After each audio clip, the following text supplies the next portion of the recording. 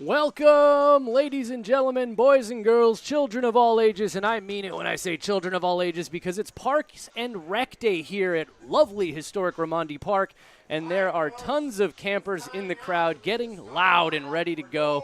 I am Casey Pratt, joined by Ben Verhoek, Nevada Cullen and Tyler Peterson, both on assignment. Nevada was bit by a crocodile at the Tallahassee airport. He has an infection. Tyler is visiting a witch doctor to try to find the cure.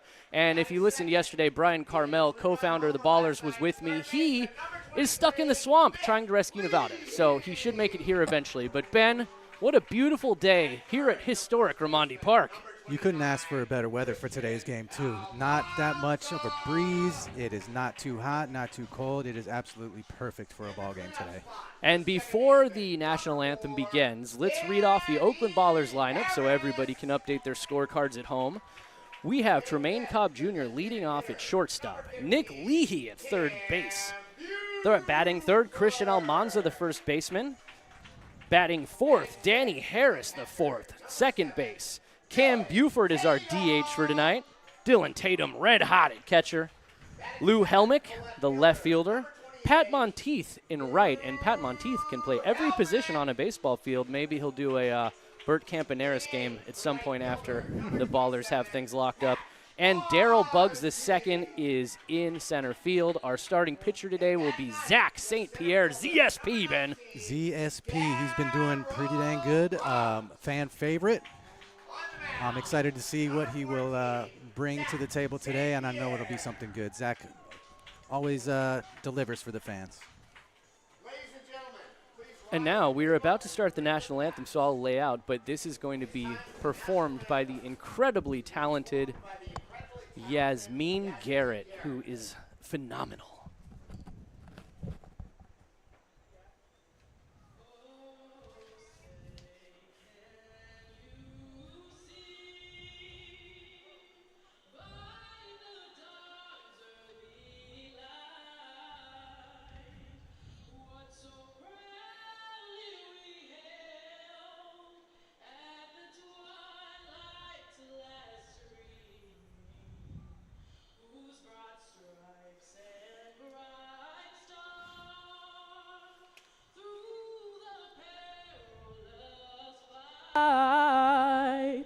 O'er the ramparts we watched were so gallantly gleaming, and the rocket's red glare, the bombs bursting in air, gave proof through the night that our flag was still there.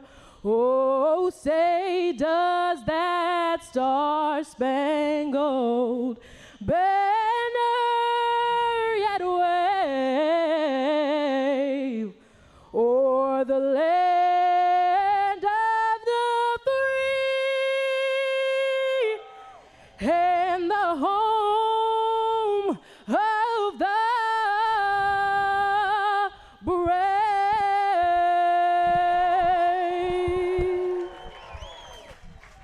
That was absolutely incredible. Bravo. She definitely has some pipes on her. And as the campers get ready to give the play ball command to start this ball game here at Raimondi Park, let's just set the scene for what's taking place here. For planning purposes only, Ben, the Oakland Ballers have won 12 games in a row. They are the hottest team in the Pioneer League, possibly the hottest team in the stratosphere, and they are in position to clinch not only the playoffs, but home field advantage throughout the playoffs if they win this game today. So there's a lot cooking here, Ben. It is very exciting. They come into this ball game 33-10. That's a .767 winning percentage. Definitely, like you said, one of the top teams in the league. They sit up top the standings in first place. And the thing is, they won 12 of their last games. They're going for their 13th win today. And they played the Vibes in their last series, 6-game sweep. And the thing is, the Vibes are not some schmucks. You know, they're actually a really good team. Their record doesn't reflect that at 21-21, but that just speaks on how well the Ballers have been playing this season. Yeah, as you pointed out, the vibes have been the bad vibes lately, but they've also been the good vibes in the past. And there's no gimmies for the Oakland Ballers. Obviously, there are some teams towards the bottom of the standings in the Pioneer League that other teams have been feasting on. The Ballers have not played many of those teams. So the Ballers have done this against high-quality competition in the Pioneer League. They're paving their own path here to the postseason. And as we watch Zach St. Pierre warm up, let's go ahead and quickly read the lineup for your Rocky Mountain Vibes. Carter Booth will be leading off in center field. Ernie Yake will be left field. Sam Linscott batting third, right field. Gary Laura, first base, batting cleanup. Dane Toffland, third base. Garrett Kieber is our shortstop for the Vibes. He's also the beer batter. Sorry, I got excited when I was reading the beer batter part of that, and I butchered his name. Alonzo Zuniga, DH. Tristan Garcia, second base. And batting ninth will be Otto Jones, the catcher.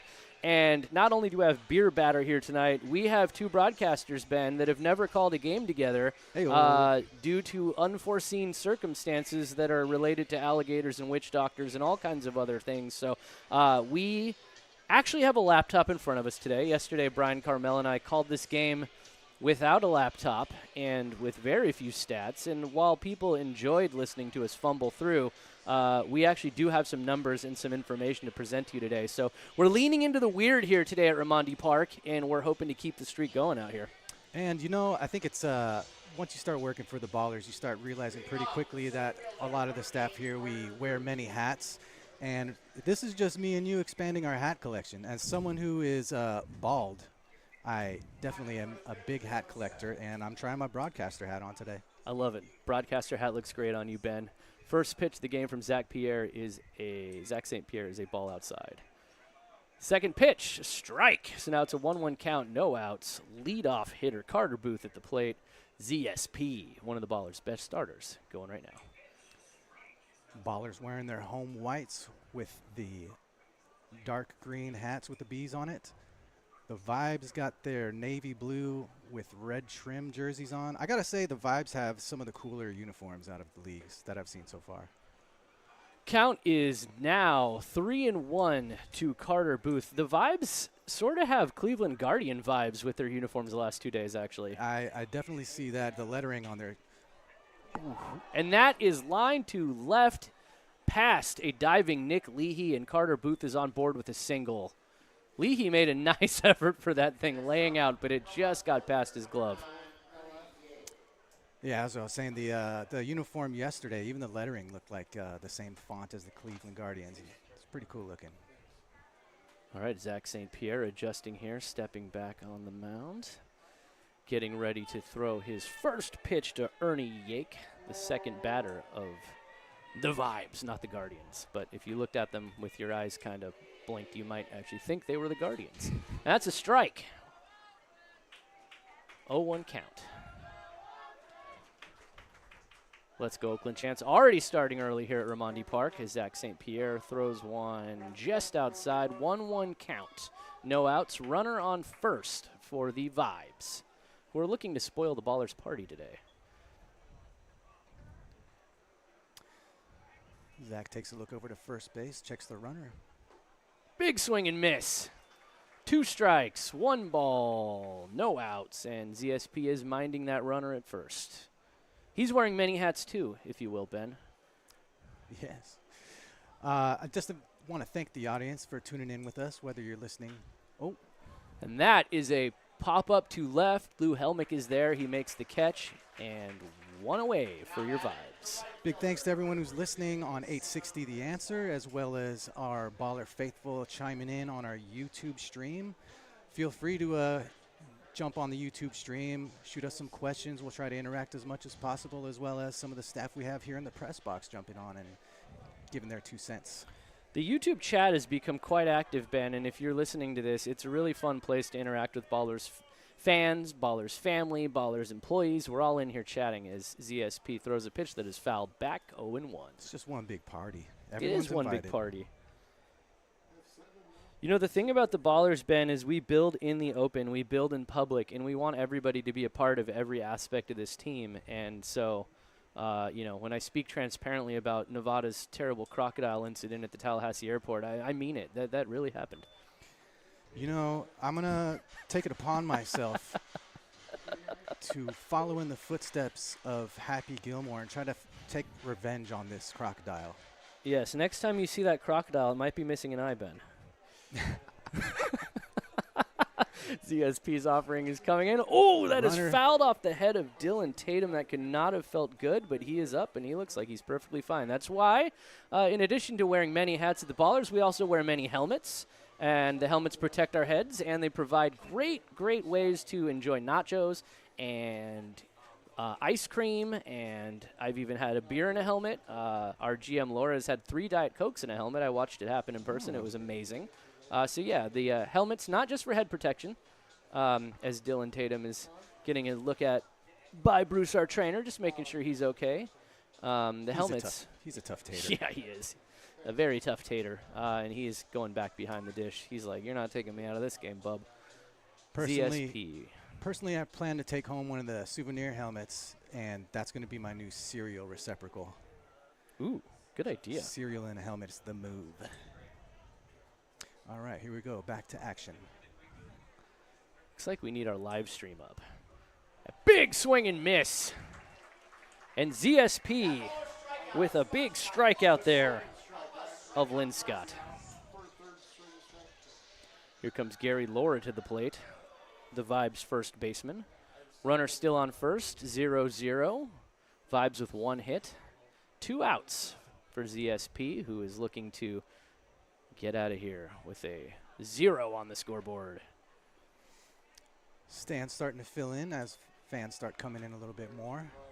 First pitch is popped up into foul territory and just missed by Christian Almanza as the ball was up against the netting here at Raimondi Park. The brand new netting that the Ballers put in to enhance the fan experience, Ben. If you didn't tell me that there was netting there, I wouldn't have known. Because it's so good. It's so transparent, I could see the game perfectly. Today is Winning Wednesday, where they are giving away a bicycle, I believe, right? We are giving away 2 kids' bicycles at this game. So 2 lucky winners at Oakland Parks and Rec Day will come home with a bicycle. And ZSP throws to first, and he gets Gary Laura. Little chopper that went straight to ZSP, and he makes the out.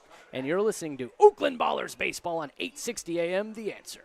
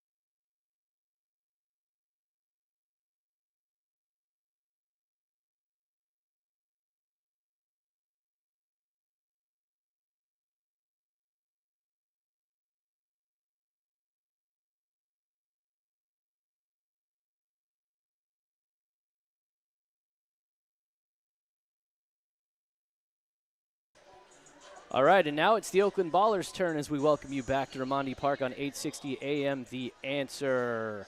Nick Powers on the mound getting ready to face Tremaine Cobb Jr. 0-0 is the score here in the bottom of the first. And Nick Powers, Ben, I believe he's related to a famous pitcher named Kenny Powers. Yeah, when I got the lineup today and I saw that Powers was pitching, I got to say I was a little disappointed that it wasn't Kenny, but you know, I'm sure Nick will do well too. He's a Flushing, Michigan guy. Started 8 games this season. He's got a 3-3 record and a 5.32 ERA. Interesting. Yes, one of my all-time favorite, very real pitchers, Kenny Powers, who extended his career by going down to the Mexican League and then made it back up to the bigs before eventually retiring. While he went down to the Mexican League, he not only reinvented his pitching style, but he also reinvented his hairstyle with cornrows. And the pitch is in, and it is a strike. So Powers starts with a first pitch strike right down the middle to Tremaine Cobb Jr. The windup and the pitch. Another strike. 0-2 count to Tremaine Cobb Jr. Tremaine Cobb Jr., one of the best defenders on the team, also one of the best hitters on the team. He's a total package. Yeah, he's definitely someone you would want as your leadoff guy. With all the tools that he has, he could hit, he could run, he could hit for power. In fact, you know, as Brian alluded to yesterday, he was the star of opening day with the knockout round win. That last pitch was fouled back, and this pitch is outside, so it's a 1-2 count to Tremaine Cobb Jr. 0-0 here in the bottom of the first. Ballers, leadoff hitter at the plate. And Cobb hits one to short, and he is racing to first, but the throw beats him there. A nice play by Garrett Cooper, who is our beer batter, making that out there. All right, here comes Nick Leahy, who had that nice monstrous homer last night. 3-run homer, I believe, later in the game to just put us far enough ahead to get the win. Yes, Nick Leahy was the hero of the game yesterday with that 3-run blast to left center. And the pitch to Leahy is swung on and missed. An 0-1 count with 1 out. Leahy adjusting his batting gloves, stepping back into the box, and he is ready to hit. Here comes the next pitch. It is outside. 1-1 count to Nick Leahy from Nick Powers. If you have a name like Powers, you have to be a good pitcher. Another outside pitch. 2-1. Looks like Powers is having a little trouble finding the zone with this batter. The catcher was setting up inside. Ball wound up outside. And again. Another pitch outside. 3-1 count for Nick Leahy. Leahy working himself into a good hitter's count here as the Oakland Ballers look to get their first hit of the game. That one's fouled back. Again, if that amazingly beautiful brand new netting wasn't in place, that might have come right to us, Ben. Yeah, Ivan sitting right behind the plate, our roving cameraman. Did he flinch? He jumped out of the seat a little bit. Here comes the next pitch from Powers. Leahy, it's one to short, past a diving third baseman. The ball bounces, gets away from first baseman Gary Laura, and that looks like it's going to be an error. Leahy is on first, though, and that is a good result for the Ballers. Yeah, it looked like a pretty routine play. Didn't look like he was going to beat out the throw, and it just got away from the first baseman, Laura. So. Yeah, and it was right between short and third. The third baseman dove for it as the shortstop fielded it, which may have led to a little bit of trouble with the throw there. Garrett Kuber with the play, Dane Toffland with the dive. But in the end, Leahy is on first, and there's only 1 out for the Ballers. Scoreless here in the bottom of the first. Beautiful weather today. Packed crowd. Lots of color in the crowd, too, as the Parks and Rec kids are here, all wearing different colors for their different groups. 0-2 count now to Christian Almanza with 1 out. If you guys are thrown off today because of the early start, it's a Wednesday. We started at 1:05. Usually Wednesdays are night games. You're not alone. We all got a little kind of thrown off, but we're making it work. And the cool thing about this Wednesday early start is it's also kids run the bases day at the end of the game. You know what I think would be very interesting, Ben? What's that? As that pitch is taken outside for a ball, is if the Ballers end up clinching for planning purposes only, they have a champagne celebration on the field, and then the kids come out to run the bases. What's going to happen, Ben? I don't know. Oh, Christian Almanza hits one to left, and that's going to fall in for a single. Nick Leahy moves to second, and there are 2 on for the Ballers on first and second with 1 out. A nice bloop hit out to the outfield, left center field, just enough to get him to first base. Danny Harris, the 4th, also the cleanup hitter. He's got a 4 in his name, and he's a 4 in the lineup, is at the plate now with 2 on. Now I'll have to ask everyone to bear with me as I'm pulling double duties with not only broadcasting, but clipping the highlight reels. So many hats, Ben. Many hats. And the pitch from Powers is just low and outside for a ball. 1-0 count, 1 out, 2 on for Danny Harris, the 4th. Danny spent some time in the Colorado Rockies organization. Played in the Rookie Development League, I believe. And that one is fouled back. 1-1 count, 1 out, 2 on for the Ballers. Nick Powers is adjusting his cap. He seems to be nibbling the corners a bit. Not like Kenny Powers, who would have just been pumping fastballs in there in the mid to high 90s. Nick Powers is a pitcher with a little more finesse, it appears. A little less of a temper, it seems, too. So far. Oh, Danny Harris just fouled that ball off of his leg, and he hits the deck. He is getting back up, but that does not feel good. He does have some shin protection there on his left leg. Let's hope that that ball landed somewhere closer to that shin protection as he also readjusts his left elbow guard. Aaron Miles and trainer Bruce going to check on him, but Danny is tough, and he is walking it off, and he's going to step back into the batter's box in just a second. He appears to be fine, but that cannot feel good, Ben. Nah, it didn't look good. It looked like it hit the inside of his left knee or something like that. But he, too, is a tough tater. Lots of tough taters on the Ballers. Yeah. And also, we have Danny Harris, the fourth. We also have a James Harris, our first base coach. Danny Harris, little chopper to third. He's racing to first, and the throw just beats him. But the Ballers do advance runners to second and third with 2 outs now. Now, audience, if you're listening to this, Ben and I do not call baseball games for a living, nor have we really ever done this. So we're not going to be perfect, and we're just going to make do. And we're going to lean fully into the weird of this broadcast. So hopefully you enjoy the ride and grant us a little grace, because we're just making it up as we go. Another pitch, and that is low. So a 1-0 count to Cam Buford. Cam, Grambling State's all-time career home run leader. This guy has a huge bat, and he got off to a little bit of a slow start this season, but he is really clicking now. He seems to have found his rhythm. He's coming into his own. I actually had an idea for a fan chant for Cam Buford. Maybe try it on for size. You know that song, Black Betty? Oh, yeah. Oh, Cam Buford hits a liner to left field. That's going to get to the wall. 2 runs are going to score for the Oakland Ballers. Nick Leahy comes across the plate. Christian Almanza comes across the plate. And Cam Buford is at first base with a 2-run single. And the Ballers have already taken an early lead here, Ben. Who's that batter? Campbell Lamb. Keep going, Ben. Keep going. Who's that batter? Campbell Lamb. Maybe it catches on, maybe it doesn't. Just throwing stuff to the wall, seeing what sticks. That's what we do here at the Oakland Ballers, as I'm wearing my 3rd hat for the day. I'm our Vice President of Communications.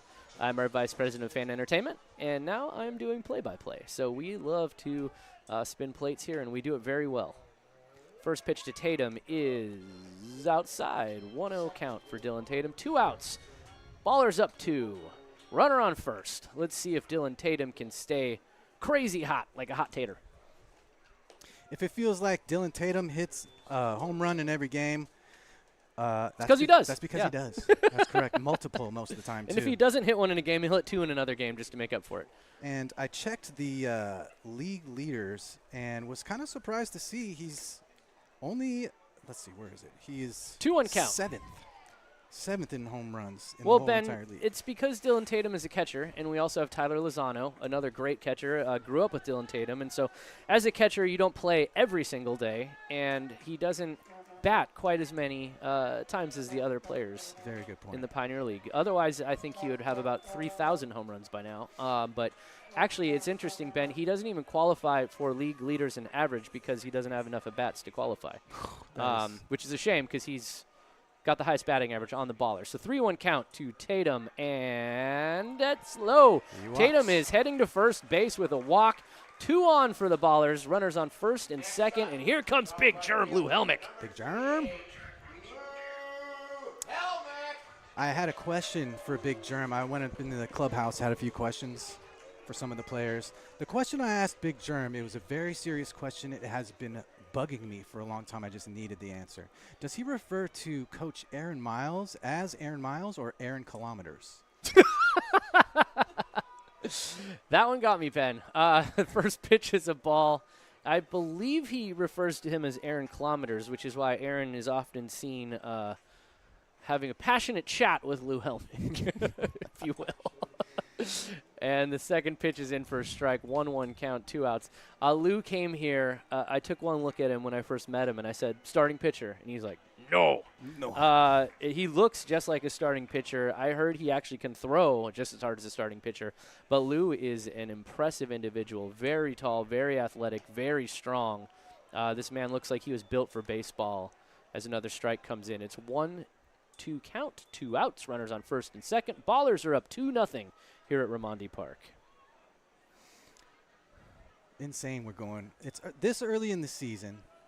The first 2 games, I remember we had a bunch of defensive blunders, and, you know, everyone was kind of like, okay, is this how it's going to be this year? And then, I don't know, maybe about the 5th game up until now, we have just been steamrolling the competition, it seems like. And the defense has been cleaned up considerably. I remember watching these guys in spring training, and I will be honest, I was concerned about the defense. Pitch comes in outside, 2-2. I was worried. I thought, we can pitch, we can hit. I'm not sure we can field. And they started the season a little rough, and they really got it together. These guys have completely gelled as a team. I think it just took them a little adjustment, learning how to play on this infield at Raimondi Park. Lou Helmick hits one deep to center, but it's going to be playable. And making the out is Carter Booth to end the inning. So the Oakland Ballers have a 2-0 lead over the Rocky Mountain Vibes and are looking to win their 13th straight on 860 AM The Answer.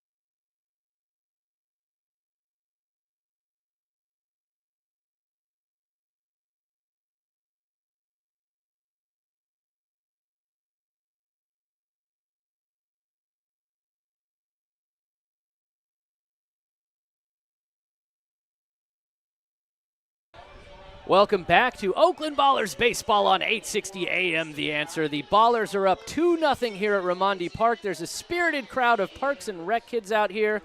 Fans, old and new, Ben, have an opportunity to enjoy the sun. Rare day game here midweek at Raimondi Park, and it looks like it's working. There's a lot of fans here in the stands, Ben. Yeah, it definitely filled up within the last inning or so. For a Wednesday day game, it is pretty impressive, but I guess the fans know what the implications are as far as planning purposes only, being able to maybe see some sort of playoff clinch celebration. I don't know, maybe planning purposes only. I don't want to put it out there. Dane Tofflin stepping to the plate. Rather large gentleman, wearing number 28 for the Rocky Mountain Vibes, as ZSP Zach St. Pierre's first pitch comes in, swung on and missed. It's 1 strike for Dane Tofflin. Taking a look in the YouTube chat, Dan Silvert, Ben and Casey. Oh no, this is CDP, not Dan Silvert. But I'm a huge fan of Dan Silvert and Dan Silvert Homes. Huge fan. Always on the YouTube streams, and I see your ad on the video board as well. CDP says, Ben and Casey, as new broadcasters, who are your broadcast idols, or who would you like to model your style after? It's an easy one for me, Ben. As ZSP is getting ready to throw the pitch, I'll tell you right after it's delivered, and that one is low. 1-1 count. Bill King. Grew up listening to Bill King. Huge fan of Bill King. The late, great, legendary Bill King, I should say, who did not only the A's, but the Warriors and the Raiders, as that pitch comes in for a strike, 1-2 count. Bill King was the best, and he wasn't just the best at baseball. He was the best at football, and he was the best at basketball. And after Bill King, obviously, I'm a huge fan of Ken Korak. Oh, you took mine. Oh, that is smashed to left field. Lou Helmick is just going to watch it fly. There you go. And I tried to tell you that Toflin was a large man, and he can sure hit the ball far. That is a solo home run to left. The Rocky Mountain Vibes are on the board with 1 run. Cut that deficit right in half. Sure did. Yeah, I was going to say Ken Korak is mine, too. Growing up, listening to A's games all the time, something about his voice, calming, very professional, tells a great story, makes you feel like you're sitting in the seat right next to him watching the game. I love that. Now our beer batters at the plate, Garrett Cooper. We'll see what happens here. It'll be interesting if the Parks and Rec kids all start chanting, "We want beer," with the crowd. But you will not believe this, but it's often the kids that start the "We want beer" chant. Yeah. That first pitch is a ball from Zach St. Pierre. Second offering coming in, and that is a strike. So 1-1 count. No outs. 2-1 game here at beautiful Raimondi Park on a lovely Wednesday afternoon with a spirited crowd of kids who hopefully will not be. Oh, and that is a liner to center for a single. There will be no beer for the fans at Raimondi Park, at least on a discount at this point in time. Yes, yes, yes. No beer this time. Not for the kids especially. No, never for the kids. But Never, we did ever. start a beer batter here at Raimondi Park, and I feel like every time we pick a beer batter, that guy has a great day. Sometimes they strike out. It's hit a lot, but the beer batter tends to bite us. Alonzo Zuniga at the plate here. He's bunting. ZSP with a great play on the ball. Throws to first. Christian Almanza has to scramble to cover the bag. He gets it. That's a sacrifice. It is an out, obviously, but the runner is now on second. So the Vibes have a runner in scoring position and 1 out, looking to tie up the game. ZSP fielded his position pretty much perfectly. He was directly on it, ran up to the ball, fielded it, threw it with plenty of time for Almanza to catch it and run over to first base. You know what I've noticed this last game, and I'm not sure how it was on the away games against the Vibes, they have been laying down bunts a lot to us. You know, sometimes, Ben, when you're in a funk, and the Vibes did lose 6 in a row at home to the Ballers, you kind of have to do what it takes to make some offense happen. And so sacrificing, moving guys over, that's a good way to kind of get a little jump on the Oakland Ballers here. But ZSP has fielded the ball extremely well. He's fielded 2 bunts perfectly. 1-1 count, 1 out, 2-1 game. Runner on second for the Vibes. ZSP getting set to throw his next pitch, and it is popped up. We see Lou Helmick tracking it down. Shallow left. Oh, he lost it. It is off the wall. And the Vibes are going to score the game-tying run here. That was a sky-high pop-up that Lou was tracking and tracking and tracking all the way to the wall, and then he sort of lost the ball. And that is a tough outcome for the Ballers. Right off the top of the wall, right by the Oakland Zoo sign. Speaking of the Oakland Zoo, this Sunday, the next Kids Run the Bases Day will be Oakland Zoo Day here at the ballpark. Oakland Zoo Day, always a blast as Otto Jones steps to the plate, the Vibes catcher. Scrappy's a big fan of Oakland Zoo Day. All right, this one is popped up shallow center. Darryl Buggs the second makes a diving catch. Full extension. What a play by Darryl Buggs. Ben, I know you have 2 hats here, but that one might be worth posting on social media. That Absolutely. was legit. Play of the week, potentially. Buggs has been one to flash his glove and make some diving catches, slamming into the wall catches, making it very exciting for us to watch. So props to Darryl Buggs. Carter Booth steps to the plate. It's funny, if you look at the line score, the box score, that's just it'll pop out to center. But Buggs using his speed to make a full extension catch. Another bunt from the Vibes. That seems to be the theme of the day today. And that one is foul. So again, runner still on second for the Vibes. There are now 2 outs thanks to the incredible catch by Darryl Buggs Jr. And the Vibes are looking to take the lead here. And the Ballers are looking to prevent that. Obviously, with 2 outs, the runner will be full send. ZSP's pitch inside. 1-1 count. So this game tied at 2, Ben. But, you know, the Ballers tend to score in bunches. We'll see what happens. What has been pretty amazing about watching this team is they are not one that the other team scores a couple runs and it's like, okay, this is going to be tough to come back from. They have been down from, I think, 6, 7 runs in some games, and with 1 or 2 innings to go, and have came back in dramatic fashion multiple times. So these guys never seem to be out of it. Yeah, they never count themselves out. 1-2 count. ZSP with the pitch to Carter Booth, and that is gone. Now it is 3:12 to left, but that one cleared the fence and appeared to hit the building with the ivy on it. So as you were just saying, Ben, this team never gives up. They're going to have to come back now 4-2. 2 runs is not the biggest deficit, but you never want to be behind with a packed crowd like this. Yeah, it's not the ideal way to start, but, you know, like I said, these guys have some fight in them. They are, no pun intended, scrappy, and we know what they could do. They know what they could do. Let's just see how they execute it today. So as a first-time play-by-play guy, I guess my default is not to oversell the other team's home runs. I think my calls have been fair, but not over-animated. You never want to be a homer, but I do work for the Ballers, so whatever. Yeah, I believe they don't have a road broadcast, too, so Vibes fans who are also tuning in, we're trying to do right to you guys, too, so we appreciate it. Shout out Vibes fans. You guys, I like Scrappy's clearly the best mascot in the history of the world. That's obvious. But the Vibes mascot, number two. Toasty. As Ernie Yake grounds to Daniel Harris IV. The putout is completed. The inning is over. It is 4-2 Vibes Ballers here at Ramondi Park on 860 AM. The Answer.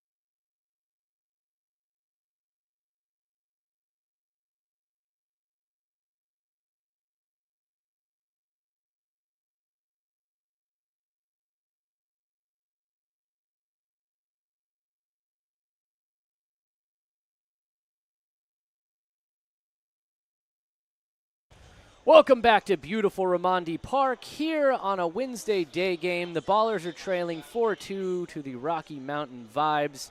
Their bats have been toasty today, Ben, and the Ballers are going to need to be scrappy as they make a comeback. Shout out to 2 of the best mascots in the history of the universe right there.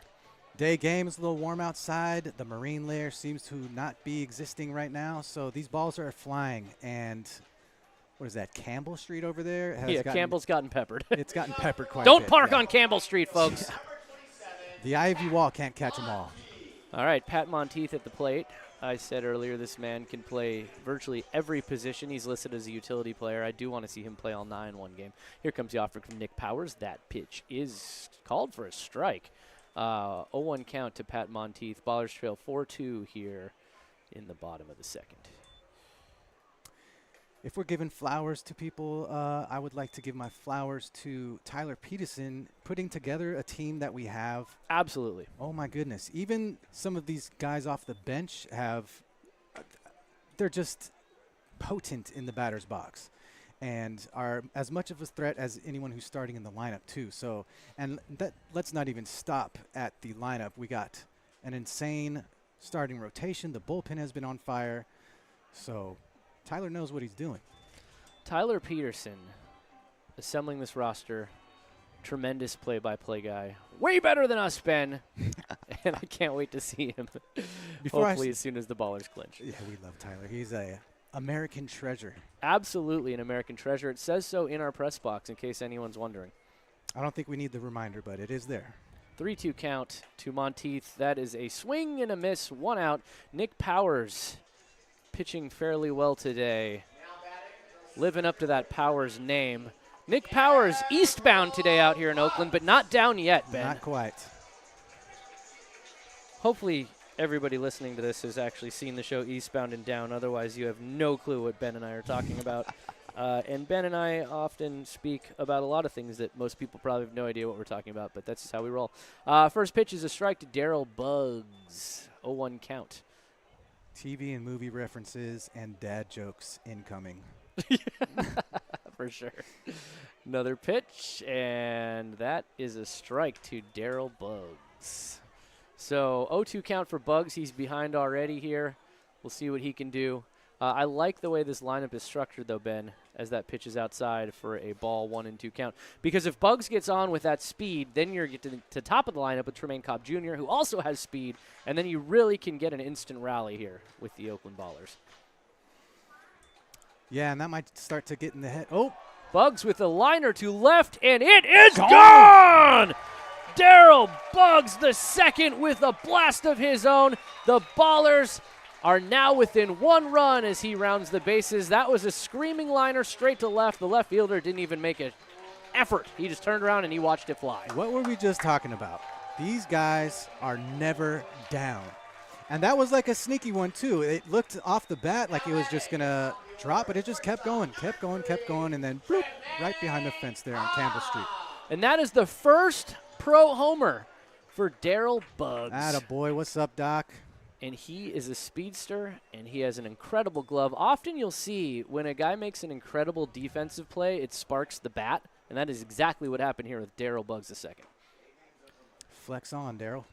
And it's a 1-1 count now to Tremaine Cobb Jr. 4-3 is the score here at Raimondi Park at a beautiful day game. Ball seems to be carrying.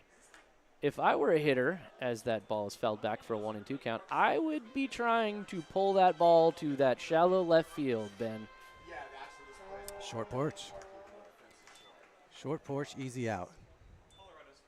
And the next pitch is in, and it is a ball. 2-2, 1 out here. Nobody on base for the Ballers.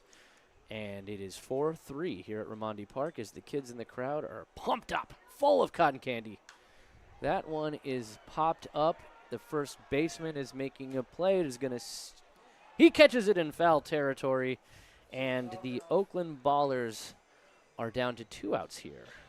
Gary Laura looking up, sky high, tough sun, made a nice play on it. He stuck with it, and he made the grab. That wasn't exactly the case last night with some of those high pop-ups to the outfield for them yesterday. Seems like the sun out here in Oakland, especially in the day games, tends to get that ball lost. We've seen it at other baseball games at other venues here before, and seems to be the case out here at Raimondi as well. All right, that pitch is low and appeared to be outside to Nick Leahy, so he has a 1-0 count against Nick Powers. It's a Nick-on-Nick showdown here, Ben.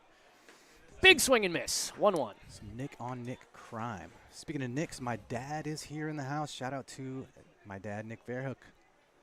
He should come up here and do an inning on play-by-play, Ben. Yeah. You see him down there? Yeah, he's right there. I know. I got him a ticket right behind home. He's got some of the best seats in the house.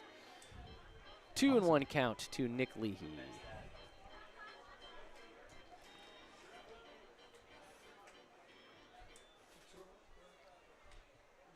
That pitch is outside. A 3-1 count to Nick Leahy. Nick has been doing a great job working the count here. Nick Leahy, not Nick Powers. Too many Nicks. And it's a day game, otherwise it'd be Nick at night too. Nick Leahy, sky-high pop-up deep to center field. Carter Booth is under it, and he's going to make the play as the Ballers are retired here. But they do get a run on a big homer, the first pro homer for Daryl Buggs the second. It is 4-3 Ballers right here on 860 AM, The Answer.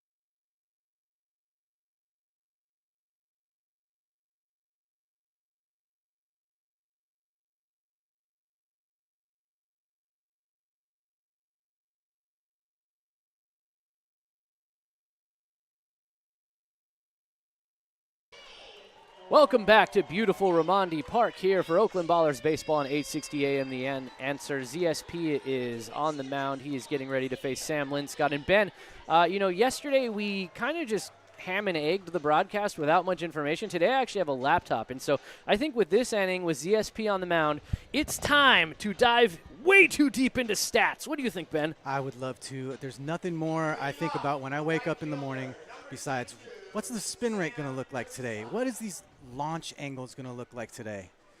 And now we can find all that out. I'm going to give that to you here in this inning of way too much information. All right, ZSP, the pitch. It is line to third base. Nick Leahy with a great catch. That pitch was 88 miles per hour, 2,061 RPMs on the spin rate, and the exit angle was 8.01 degrees. Now, the exit speed was 84, so that was lined straight to Nick Leahy. I'm not a betting man, but if I was, I would have probably guessed that exact same spin rate. It's what it looked like to the untrained eye. Absolutely. All right, let's see what ZSP has here. His next offering coming in, and that is strike one. Now, that pitch came in at 89 miles per hour. Horizontal break of 14.68 inches. So that's a lot of movement there for a fastball. And here comes another fastball. 0-2 count, 88 miles per hour. A 19.39 induced vertical break, Ben. Yeah, that last one looked like it had some good arm side run running in onto the batter. People listening at home think we're crazy, but we are crazy, so you're correct. Here comes ESP's next pitch, and that is a ball. So it's a 1-2 count here. I'm so enamored by the 80-mile-per-hour release speed of that off-speed pitch with a horizontal break of 23 inches that I don't even have the play-by-play up to tell you that Gary Laura is at the plate.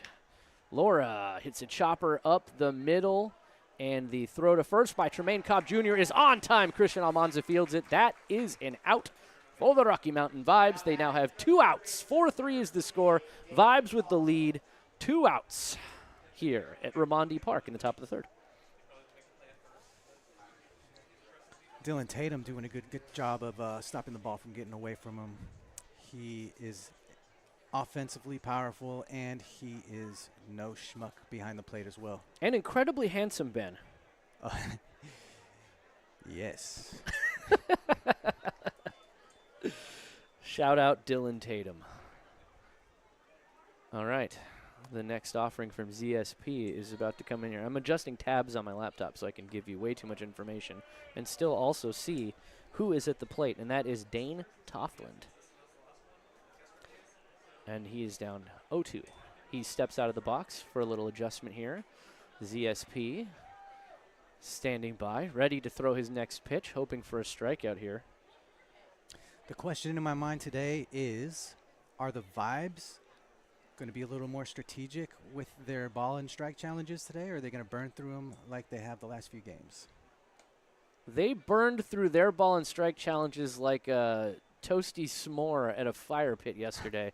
Ran out real fast. That was a ball, so it's a 1-2 count for ZSP, and he is throwing the ball, and it is a strikeout looking for ZSP, and that is the end of the threat for the Vibes. Oakland Ballers down 4-3 as we go to the bottom of the third on 860 AM. The answer.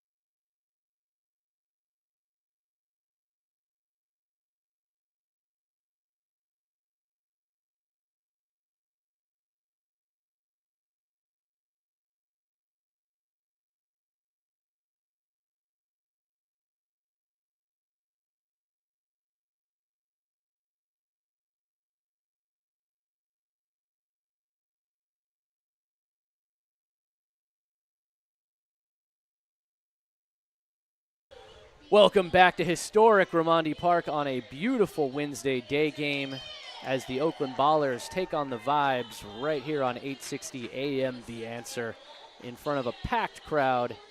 And the Ballers down 1 run, but are really never down and out as we've experienced. And as Nevada Cullen just texts me as he's watching, as he recovers from his crocodile injury at the Tallahassee airport. Not the stats again. That's right, Nevada. I have spin rate. I have horizontal brake. I even have bearing, distance, exit speed, and release speed, and I intend to use them, Nevada. No matter what you text me. All right, Christian Elmont's at the plate.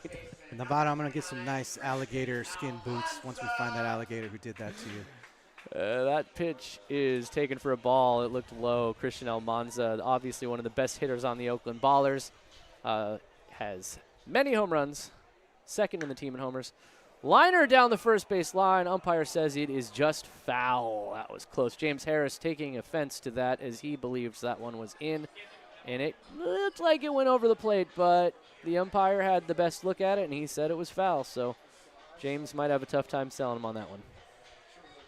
Almanza's one of those guys where when he steps into the box, if you know nothing about the guy, he's got kind of a slim frame. He doesn't look like someone who can hit it out, but he absolutely does. He's tall and powerful and leads all of St. Mary's College history in home runs. So this dude can absolutely mash.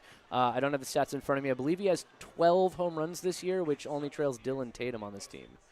Almanza with a liner to left center field. It's going to be fielded by the left fielder for a single. And the Ballers are already in business here in the bottom of the third.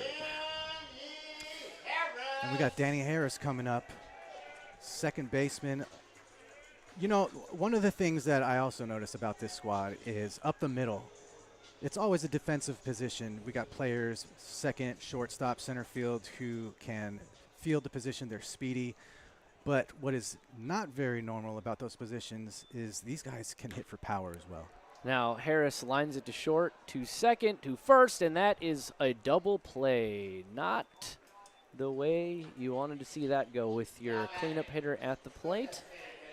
But alas, you never count out these Oakland Ballers, and Cam Buford can run into one in his sleep.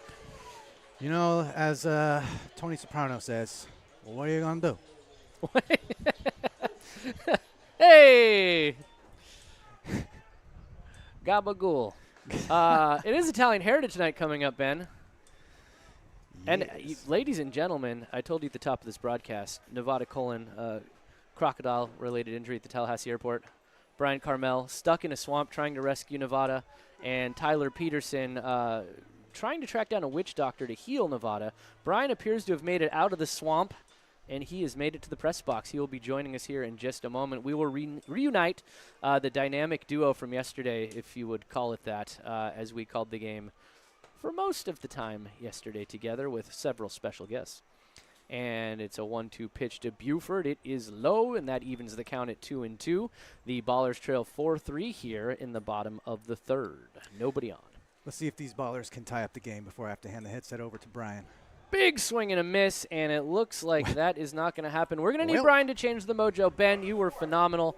We really love you here, and thank you so much for wearing many hats. It is 4-3 here, heading to the fourth on 860 AM The Answer.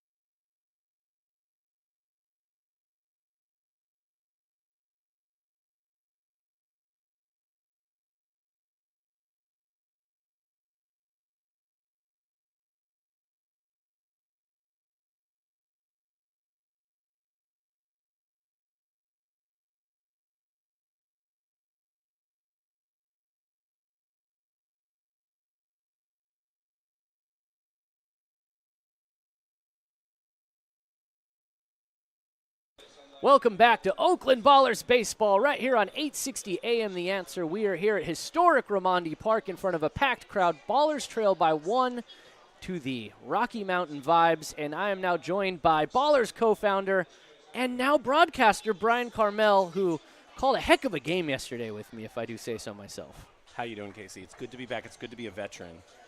Grizzled. We're very grizzled as we enter our second game ever calling a baseball game. And in fact, Indie Ball Nation said we may have had the call of the year yesterday. I know.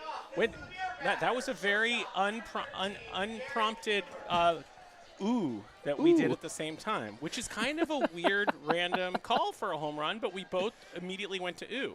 Nick Lee, he hit it so hard we both went, ooh. Here comes the pitch from ZSP, and it is popped up to right field, and it is going to fall in for a single. And once again, Brian, Garrett Kuber, the beer batter, bites us again. We're going to have to reconsider this whole beer batter thing. I feel like what we end up doing is not giving up a lot of beers, but rather giving up a lot of home runs. That is correct. Now, as Alfonso Zuniga steps to the plate, the DH for the Rocky Mountain Vibes, ZSP has to keep an eye on that runner at first, and the fans have to go without their beer. And that pitch is taken for a strike. 0-1 count. ZSP getting ahead here. Zuniga caught a hell of a game last night for the Vibes. Unfortunately, for Vibes fans, they weren't able to pull it off. Casey, I listened to our broadcast 3 times last night because I couldn't sleep. 3 times? And I thought that we were slightly overly skewed towards the Ballers, and so my goal for us today is to be very supportive of our friends from the Rocky Mountains as well. All right, well, 0-2 count here, and that is popped up behind the netting. Ooh. Oh, that fan just missed making a catch with his hat. We have anything in a helmet here. He almost had a ball in a hat. That was almost a liability, folks. And there's the broken glass. More like a broken skull. Ooh, I am glad that landed in a seat where nobody was sitting. Not that many seats here on the bowl where nobody's sitting. Really crowded for a Wednesday day game. I would like to point out that Raimondi Park in West Oakland is one of the safest places you could ever enjoy baseball. So come on out. It really is. New netting. New netting. 0-2 count. ZSP facing Alfonso Zuniga. Alonzo Zuniga. I apologize. Big swing and a miss. And that is a strikeout. ZSP sits down Alonzo Zuniga. And here comes Tristan Garcia, the second baseman. Tristan Garcia, didn't see him play yesterday. Casey, what's the scouting report on Tristan Garcia? Well, Brian, seeing as how I have done no scouting but what I am looking at right now, Tristan Garcia appears to be about Jose Altuve's height and build, very short. And then what he does, Brian, is he crouches really low. So he's really shrinking that batter's box as you see ZSP first pitch ball there. Way to bring in a Houston Astros reference for our Oakland listeners, Casey. Correct, and that pitch is taken for a ball. And, if you hear any trash cans banging, you might know what's happening. It might be a little tip-off here for Mr. Tristan Garcia. And that pitch is outside. 3-0. The strike zone is minuscule, Brian, because Tristan Garcia is so tiny. He's not a big man, but what he lacks in size, it looks like he makes up for in a very interesting batting stance. And he walks on 4 pitches. Tristan Garcia stands 5'5", but with the crouch, he's about 2'11". And he is now at first. So there's 2 on for the Vibes here with 1 out. So catch me up, Casey. It looks like it's 4-3 here in the top of the 4th inning. Ballers 1 run down. That is correct, Brian. As you made your way out of the swamp trying to save Nevada, the ball was flying, really carrying to left field, and it looks like it may still be doing that here tonight. So today, I should say, as we enter into tonight, we'll see what the wind is doing at Raimondi Park. Emphasis on trying to save Nevada. Unfortunately, I wasn't able to fully save him, and the crocodile bite on his ankle is still... It's festering, Brian. Festering and potentially infected. 1-1 count here with 1 out, 2 on for the Vibes as Tyler Peterson rushes to find a witch doctor to save Nevada from a festering wound in which Brian could not prevent. And the pitch is low. 3-1 Fans who count. have well wishes for Nevada Cullen recovering from his crocodile bite, if you want to just go ahead and put them in the comments on the YouTube, we will pass on all of our best wishes to Nevada for a speedy recovery. Yeah, we would love to keep an eye on that YouTube chat. Here comes the next pitch. Foul back. That one's heading past the concession stands. And, ooh, I heard the shattered glass sound effect. Shattered Glass, great movie about a scandal within the New York Times featuring the guy who played Luke Skywalker in the trilogy. Mark Hamill? Hayden Christensen. Oh, that guy. What the happened other, to the Hayden other guy. Christensen? 2-2 count. Foul back again into our beautiful netting at Raimondi Park. Brand new, very transparent. Can't even tell it's there, but it keeps you safe. All right, ZSP settling in for the 2-2 count pitch here. Well wishes streaming in for Nevada Cullen as this pitch is just outside. Full count, 1 out, 2 on for the Vibes. Vibes up 4-3 here at Raimondi Park. Huge crowd in attendance looking to see the Ballers potentially clinch a playoff berth for planning purposes only. Here comes ZSP's offering. And it is foul tipped. Tatum didn't hold on to it. Count remains full, 3-2. ZSP, Zach St. Pierre, one of my favorite players. Gotten to know him quite a bit. Also has a lovely wife named Kiana who comes to lots of games, roots for Zach. And that pitch is low. ZSP has walked the batter. The bases are now full. Ooh. Let's see if with Zach 1 can out. get out of this. Carter Booth back to the top of the lineup here. 1 out. 1 out. Carter Booth a threat here. So ZSP's looking to induce a ground ball that could be turned to a double play here. Let's keep the ball on the ground, though, is the plan. And that is lined to left center, and it is going to fall for a single. Darryl Buggs picks it up. He throws it to the cutoff man, and 2-run score. 6-3 Vibes here at Raimondi Park as the Ballers look to get out of this inning. There are runners on the corners and 1 out. That's tough. Brian, I thought you were going to be more nice to the Vibes. That was mean. Well, you know, I'd like to be nice to Zach St. Pierre at this point. And, you know, I like to tell a story about Zach. You know, Zach's returning to the Ballers for a second season. Last year, he had a really rough, I think he would admit himself, first half of the season and was even wondering to himself, am I going to get cut? I'm not pitching well. I'm not myself. And then actually Kiana, his wife, sat him down, you know, at about the midpoint of the season and said, Zach, get it together. What are you doing? You want to be a professional baseball player. Get it together. And literally, he pitched that day, and it was like an unlock, and suddenly he was Greg Maddux. He was painting the corner of the strike zone every pitch. And if you look at the analytics on him the second half of the season, he was like, it was insane. He could place the ball wherever he wanted.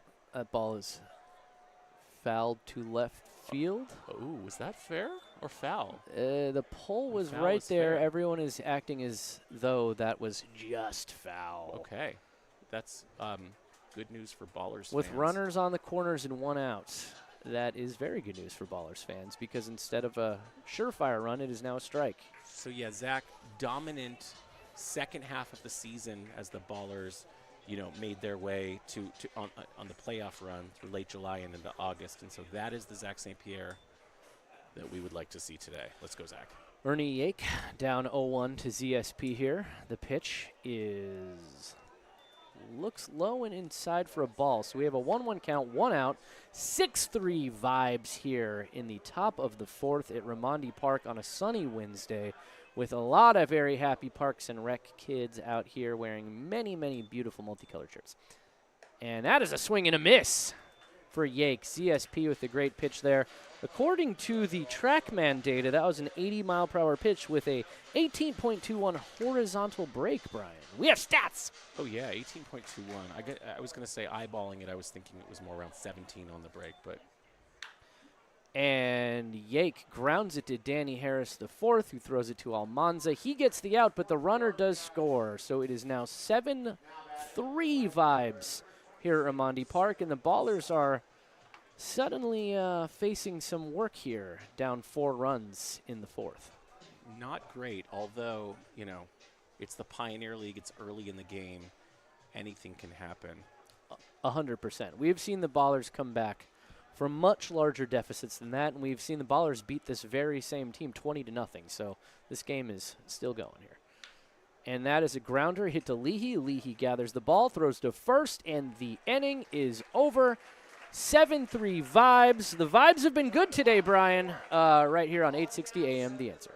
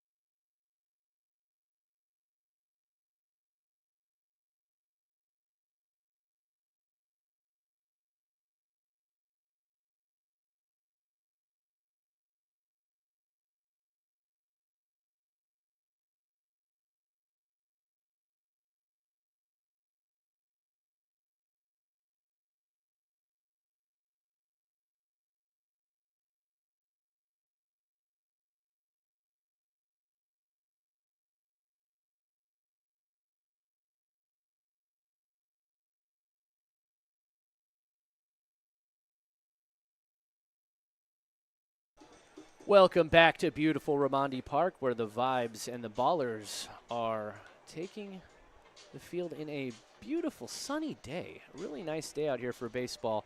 The Ballers, though, trail by 4 runs, Brian, on 860 AM The Answer. Nice vibes today. Not great vibes in terms of Ballers fans wanting to win this game and clinch a playoff berth. That being said, Dylan Tatum stepping to the plate to lead off this inning, and if anybody can get the Ballers going, it is this guy. And as I look around, usually I can see Dylan Tatum's parents and his fiance. Do you see them, Casey? I believe they're down here below us. They're I did usually see them rocking a earlier. Tatum hat. And the first pitch of Tatum is taken for a strike. Nick Powers having himself a Kenny Powers-like outing. Like I said earlier, he is eastbound but not down, and he is pitching very well today. Powers is a lefty, as Tatum, big swing and miss. 0-2 count for Tatum. Just got a text from Kiana St. Pierre, who appreciated this shout out. Kiana, if you have any advice for Zach going into the next inning that you want to text to me and I can at least pass on to our listening audience, feel free to text it through and I'll share it here on the air. That's a dangerous proposition, Brian. Tatum takes the pitch outside, 1-2. And yes, if we could get Kiana a flight, she could come out here and yell at ZSP mid-inning. Seems to work every time. And that ball is lined to third. Tatum running to first, and the throw is in time.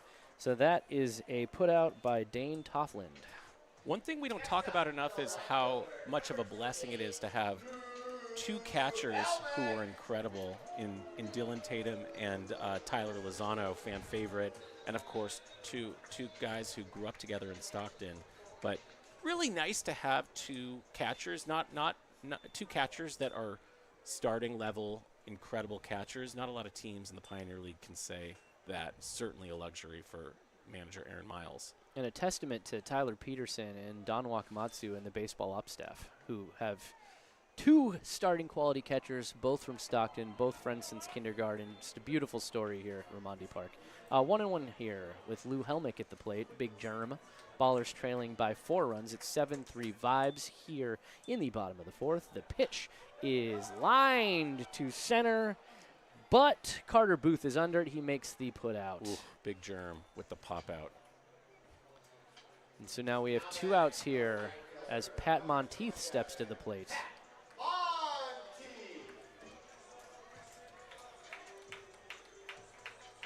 Okay, let's see what Pat can do. The Ballers have yet to get the offense going here, but it is always a matter of time before they start scoring in bunches. And maybe they can work the pitch count up of Nick, don't call me Kenny Powers, who is pitching very well today. 1 strike, no balls to Monteith, 2 outs. He takes that pitch outside. It's a 1-1 count. The kids are chanting, Ballers! They're trying to will this team to victory. Another pitch outside to Pat Monteith. It's going to be a 2-1 count with 2 outs. No runners on here at Raimondi Park in a rare day game. 2 outs. Ooh. Fouled back into that beautiful translucent netting. So this is an interesting experiment, Casey. First time we've done a day game on a weekday, and I like it. Stands are packed. It's beautiful. It's not too hot out. I could get used to this. Absolutely. As Pat Monteith hits one deep to right, and the right fielder, Sam Linscott, drops it. Dropped the ball. He ranged very far, all the way towards foul territory. Is that a double or an error, folks? It's a double. I would say it's a gray area. It's ruled as a double. It is ruled as a double. It certainly seemed like a catchable ball. But he really had to the range right fielder. far. He had to range very far to try to get that ball, and Pat Monteith had placed it perfectly. Now, Darryl Buggs II at the plate now hit his first career homer in this game, and he made an incredible diving catch in center field. So let's see if Darryl Buggs Jr. can keep this offense sparked with a runner on second. The pitch to Buggs. Low and outside, 1-0 count. Now, last night, Casey, you shared that Danny Harris IV mentioned to you that there will not be a Danny Harris IV. Do we know if Darryl Buggs? There's already a fourth. There won't be a. Oh. Foul back. Foul back. There will never be a Danny Harris V if he has, He could change his child, mind still. He could still change his right. mind. His current plan is to name a unborn child not Danny after himself. And Not Danny would be an interesting name. Not Brett. Danny would be a good name. Not Danny Harris the First. Nick Powers' offering is fouled back by Darryl Buggs II. So I was going to ask, do you know if Darryl Buggs II has plans to name a child, a future unborn child, Darryl Buggs III? I have yet to ask. Maybe we'll find out after the game. We'll do our investigative research on that. And I would be curious. I would be curious too. DB2 is a cool nickname. So DB3 would be a cool nickname too.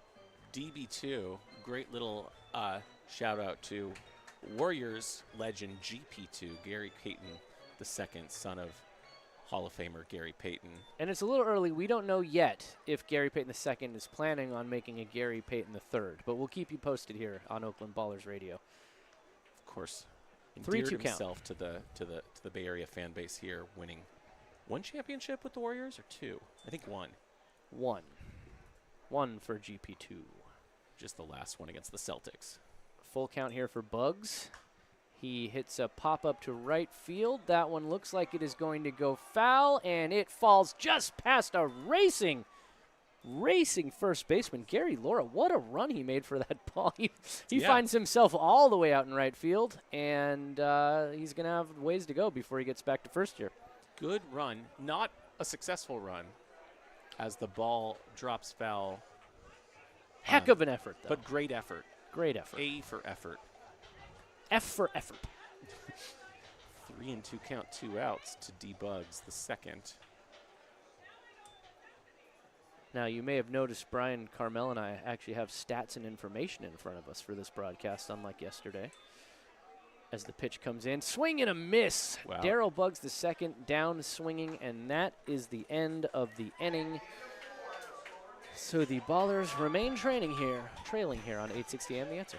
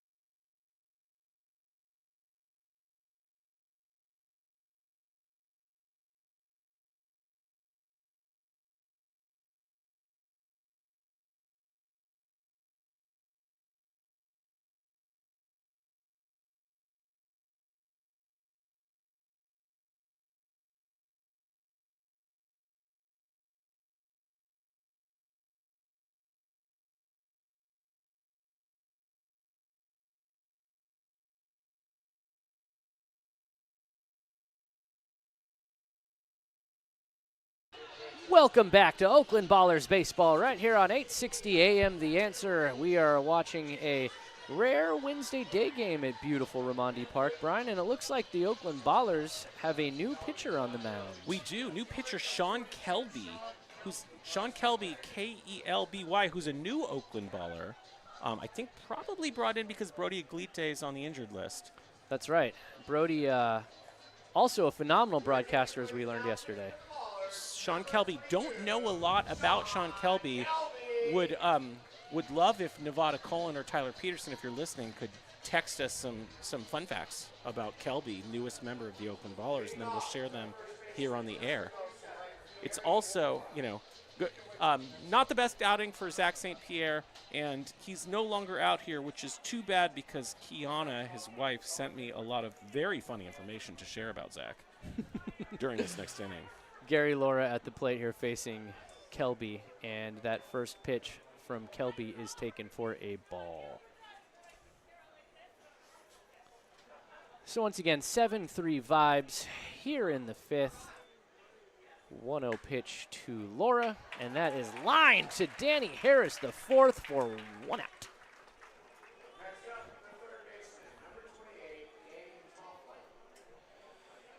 Brings up Dane Tofflin, the third baseman, for the Vibes.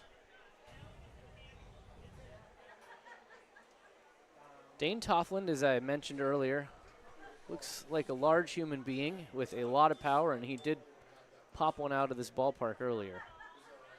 So they have to be careful with Tofflin. And that is a liner to right field over the concession stand, and it looks like it's in the soccer field at Raimondi Park. In case you're looking for a Tofflin foul ball, that's where you'll find it. The 0-1 pitch coming into Tofflin from Kelby is taken low, and that is a 1-1 count for Tofflin. Brian, deep in research here on the computer now that we actually have laptops. Sean Kelby, bit of a mystery. Not a lot about him on the Googles. Can tell you that he's from Newark, Delaware. Went to high school at Newark Charter in Delaware. Taken for a strike there, 1-2 count. Great state to start an LLC if you want to start, for those of you aspiring Deep entrepreneurs. knowledge from our co-founder. Delaware, is that made famous by the movie Wayne's World, I believe. Hi, I'm in Delaware. If you listen to Ballers Baseball, you get a little business acumen with your baseball here. 1-2 count, and the pitch is fouled to way deep into the soccer field area. The new pitcher, Sean Kelby, played his college ball as recently as last season for the Golden Beacon Lightning. So making his pro debut, I presume. Pro debut. With the Pioneer League. Big swing and a miss. Kelby with a strikeout there to get to 2 outs. Tofflin, a big threat, so it's huge that Kelby was able to strike him out there. And now it is time, Brian, for the beer batter. We want beer. Never a good sign. Usually a sign that somebody is about to hit a home run against the Oakland Ballers. And we, frankly, Casey, we're going to have to rethink this entire experiment. We brought in a beer batter in the last homestand. Kelby's pitch fouled.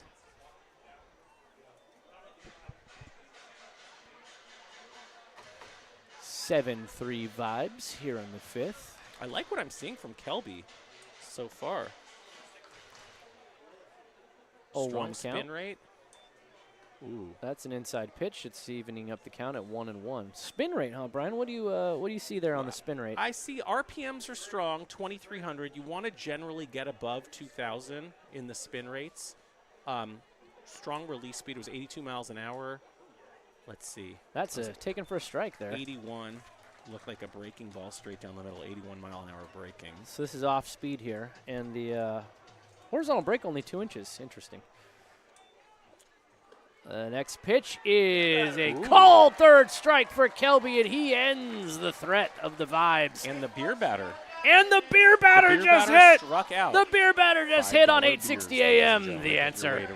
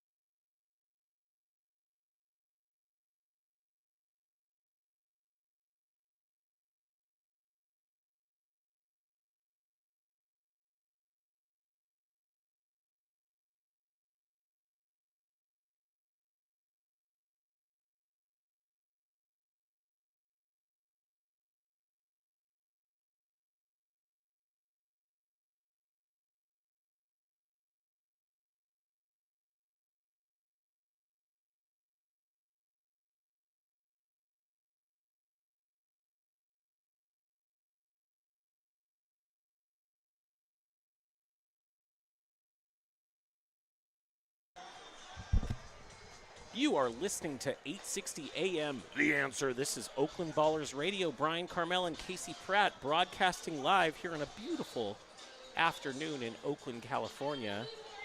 We've got a game that hopefully will not get too out of control. The score is 7-3 with Rocky Mountain up. We'll see if the Ballers can bounce back. Nick Powers, again, having a heck of an outing here. I know another Powers pitcher named Kenny. Kenny Powers, the legendary relief pitcher. Tremaine Cobb. Liner to left center, Lines but it playable. straight to the center fielder for a quick out on the first pitch for Nick Powers, which is going to bring up the third baseman, Nick Leahy. Nick Powers, a poster of efficiency so far this inning. Yeah, Brian, before you got here, Ben and I were talking about how unlike Kenny Powers, who just pumps in straight heat, Nick Powers does work the corners. He nibbles a little bit. He's got a little more finesse. He's a nibbler. As the first pitch taken for a ball, 1-0, 1 out. Nick Leahy up to bat. Right in the nick of time, hopefully, as Nick faces Nick. Next pitch evens the count with a strike down the middle, 1-1 to Leahy. Nice pitch. Ooh. Nick fouls this one into the stands to make it 1-2. Now, Casey, as I look over in the bleachers, over in the right field side, I see a swath of people in pink. What is that? Do you know? It is Oakland Parks and Rec Day, and Okay. each different Parks and Rec crew came in a different colored shirt so that they can stay with their group as they travel from bus to ballpark and back home. And so what you see is a beautiful cornucopia, if What you a will, of pinks and greens and yellows and What a teals and smart and efficient turquoises. system. That's how we do it in Oakland. As Leahy takes a ball and then another ball to bring us to a full count, 3-2. Much like Oakland, diversity and a patchwork. That is what the stands look like today. As Leahy, He's challenging that he's one. challenging a called third strike. So Let's there's a see full what the call count. Pitch is. looked a little bit outside. It was called a strike. Waiting for the call. Ooh, the call's Overturned. overturned. Ball. Nick Leahy takes a base. You know, the Oakland Ballers pretty strong on the challenges. High batting average with the challenges as Nick Leahy takes first base and the Ballers get their first runner of the inning. That could be what the Ballers need to get a little spark here. Take an out and turn it into a base runner. It's big. As Almanza comes up to bat with a base runner on. Let's see if Almanza can make something happen. A big first baseman out of Stockton, California. Christian's having a heck of a year. Powers winds up. First pitch looked low and outside, but called for a strike. 0-1 to Almanza.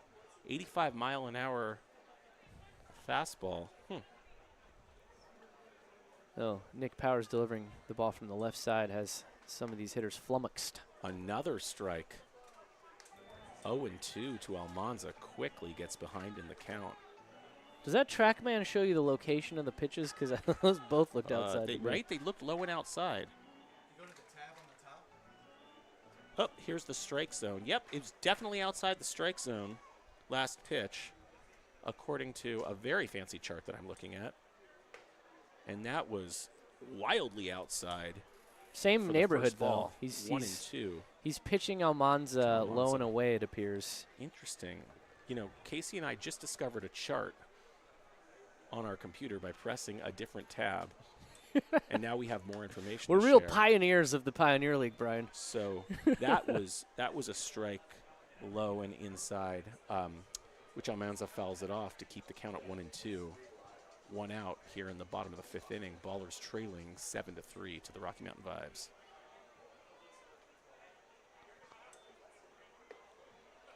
And that is low. Ball 2, evening the count at 2-2. Casey, what do you think Almanza's looking for here with the 2-2 count? I think that with 2 balls, Powers is going to have to be in the strike zone here, but he is pitching him low and away. Almanza fouls that one off. That one also appeared low and a little bit outside. So looks like he's identified something with Almanza that he's trying to attack here. Basic rules of baseball: 4 balls, you take a base, 3 strikes, you're out. Currently 2-2 count. Way outside. Way outside to bring the count to 3-2 full count to Almanza here in the 5th inning. Now this is where you'll see Almanza uncork one here, perhaps. I think it's going to be a low and outside pitch. And Almanza grounds to the second baseman. It might be a double play, but they cannot get it in time as Almanza is able to beat out the throw to first base for a fielder's choice. 2 outs. Almanza now on first. Brings up Danny Harris, the 4th. Danny Harris, the 4th, batting 4th, and wearing number 4. That's a lot of 4s. That's a lot of 4s. See, that's Really why he committed can't to go to that 5. number. He's No. got to stick with 4. He's really committed to the bit here. Danny Harris, of course, decided that he's going to end the oh, Danny Liner ropes down one left field. past the third baseman. It's fair. Almanza's rounding second. He's going to make it to third. Is he going to continue to He's home? getting waved He's going home, home. Brian. He's getting waved The home. cutoff man and has the ball. Almanza He's is safe. Safe at home with the overthrow.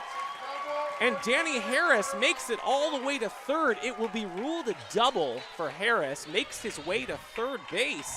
And the Ballers get themselves on the board with a beautiful shot by Danny Harris. Let's go, Oakland. Brian Carmel, Danny Harris, the 4th, batting 4th, wearing number 4, just drove in the Ballers' 4th run. And the last holiday we celebrated in America? July the 4th. July the 4th. Some Illuminati type stuff here. And this Friday, it's Star Wars night. May the 4th be with you. May the 4th be with you. Friday night, Star Wars night here at Ramondi Park. Be sure to come and check it out. It's going to be a good time. We're going to have costumes, costume contests as Nick Powers rails in a strike that Cam Buford, the batter, swings and misses at. Buford down 0-1, 2 outs. Danny Harris on third. Now, if this trend continues, Next Cam pitch is a Buford, ball. wearing number 15, will eventually drive in the 15th run for the Ballers today. Count is even at 1-1, 2 outs here in the bottom of the 5th. It's just numbers. You can't, numbers don't lie. Ooh. Sky high pop. Sky high pop-up. That's going to end the inning likely unless it drops. And Oh! It drops! Danny Harris scores. That was not well fielded at all by the Rocky Mountain Vibes as Danny Harris scores a run. Tristan It's ruled Garcia, a base hit. standing at 5'5". Ruled a base hit, not ruled an error. The second baseman crawls back and loses the ball. Like I said, 5'5" Tristan Garcia staring up at a ball that was hit about 100 feet in the air. And Man, as oh the man. time the ball started coming down, Garcia ended up on his back. That ball fell. The run scores. Danny Harris, the 4th, crosses the plate. Ballers now have 5 runs. They've closed the gap here. It is 7-5 here at Ramondi Park on a beautiful summer Wednesday full of campers. Ballers making something happen with a 2-out rally. Let's see if they can keep it going. Brian, do you think we synchronized our oohs on that play again like we did last night when Leahy hit one out, or no? You know, the beauty of our what is now considered kind of an iconic and legendary It's a ooh hallmark call. A lot of play on social media last night is that it just happened organically. The best things in baseball often do, as Dylan Tatum squares up against Nick Powers. First pitch is a ball. 1-0 to Dylan Tatum. Certainly has the power to tie this ball game with a swing of the bat. Let's see if he can make something happen and extend this rally.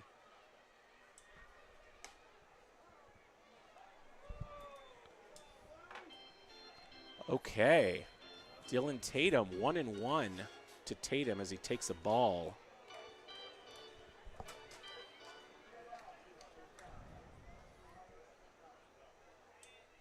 And Tatum grounds it to the second baseman for an easy out at second, ending the inning, but not before the Ballers are able to put some runs on the board. The score is now 7-5, Oakland Ballers Radio.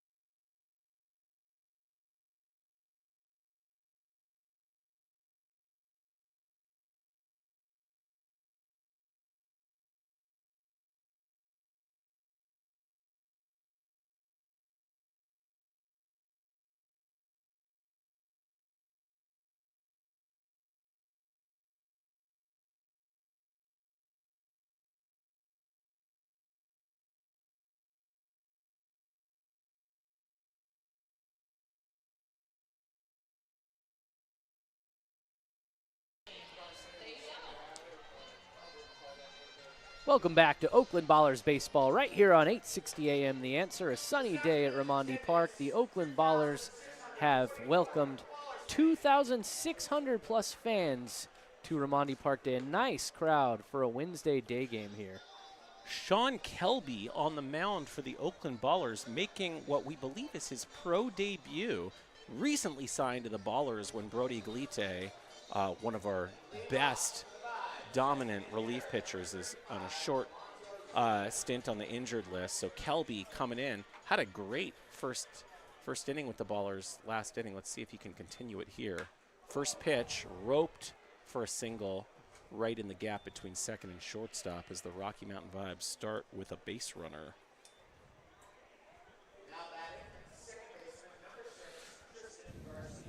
That was Alonzo Zuniga who roped that single, and that brings up Tristan Garcia, the second baseman, in the 8th spot.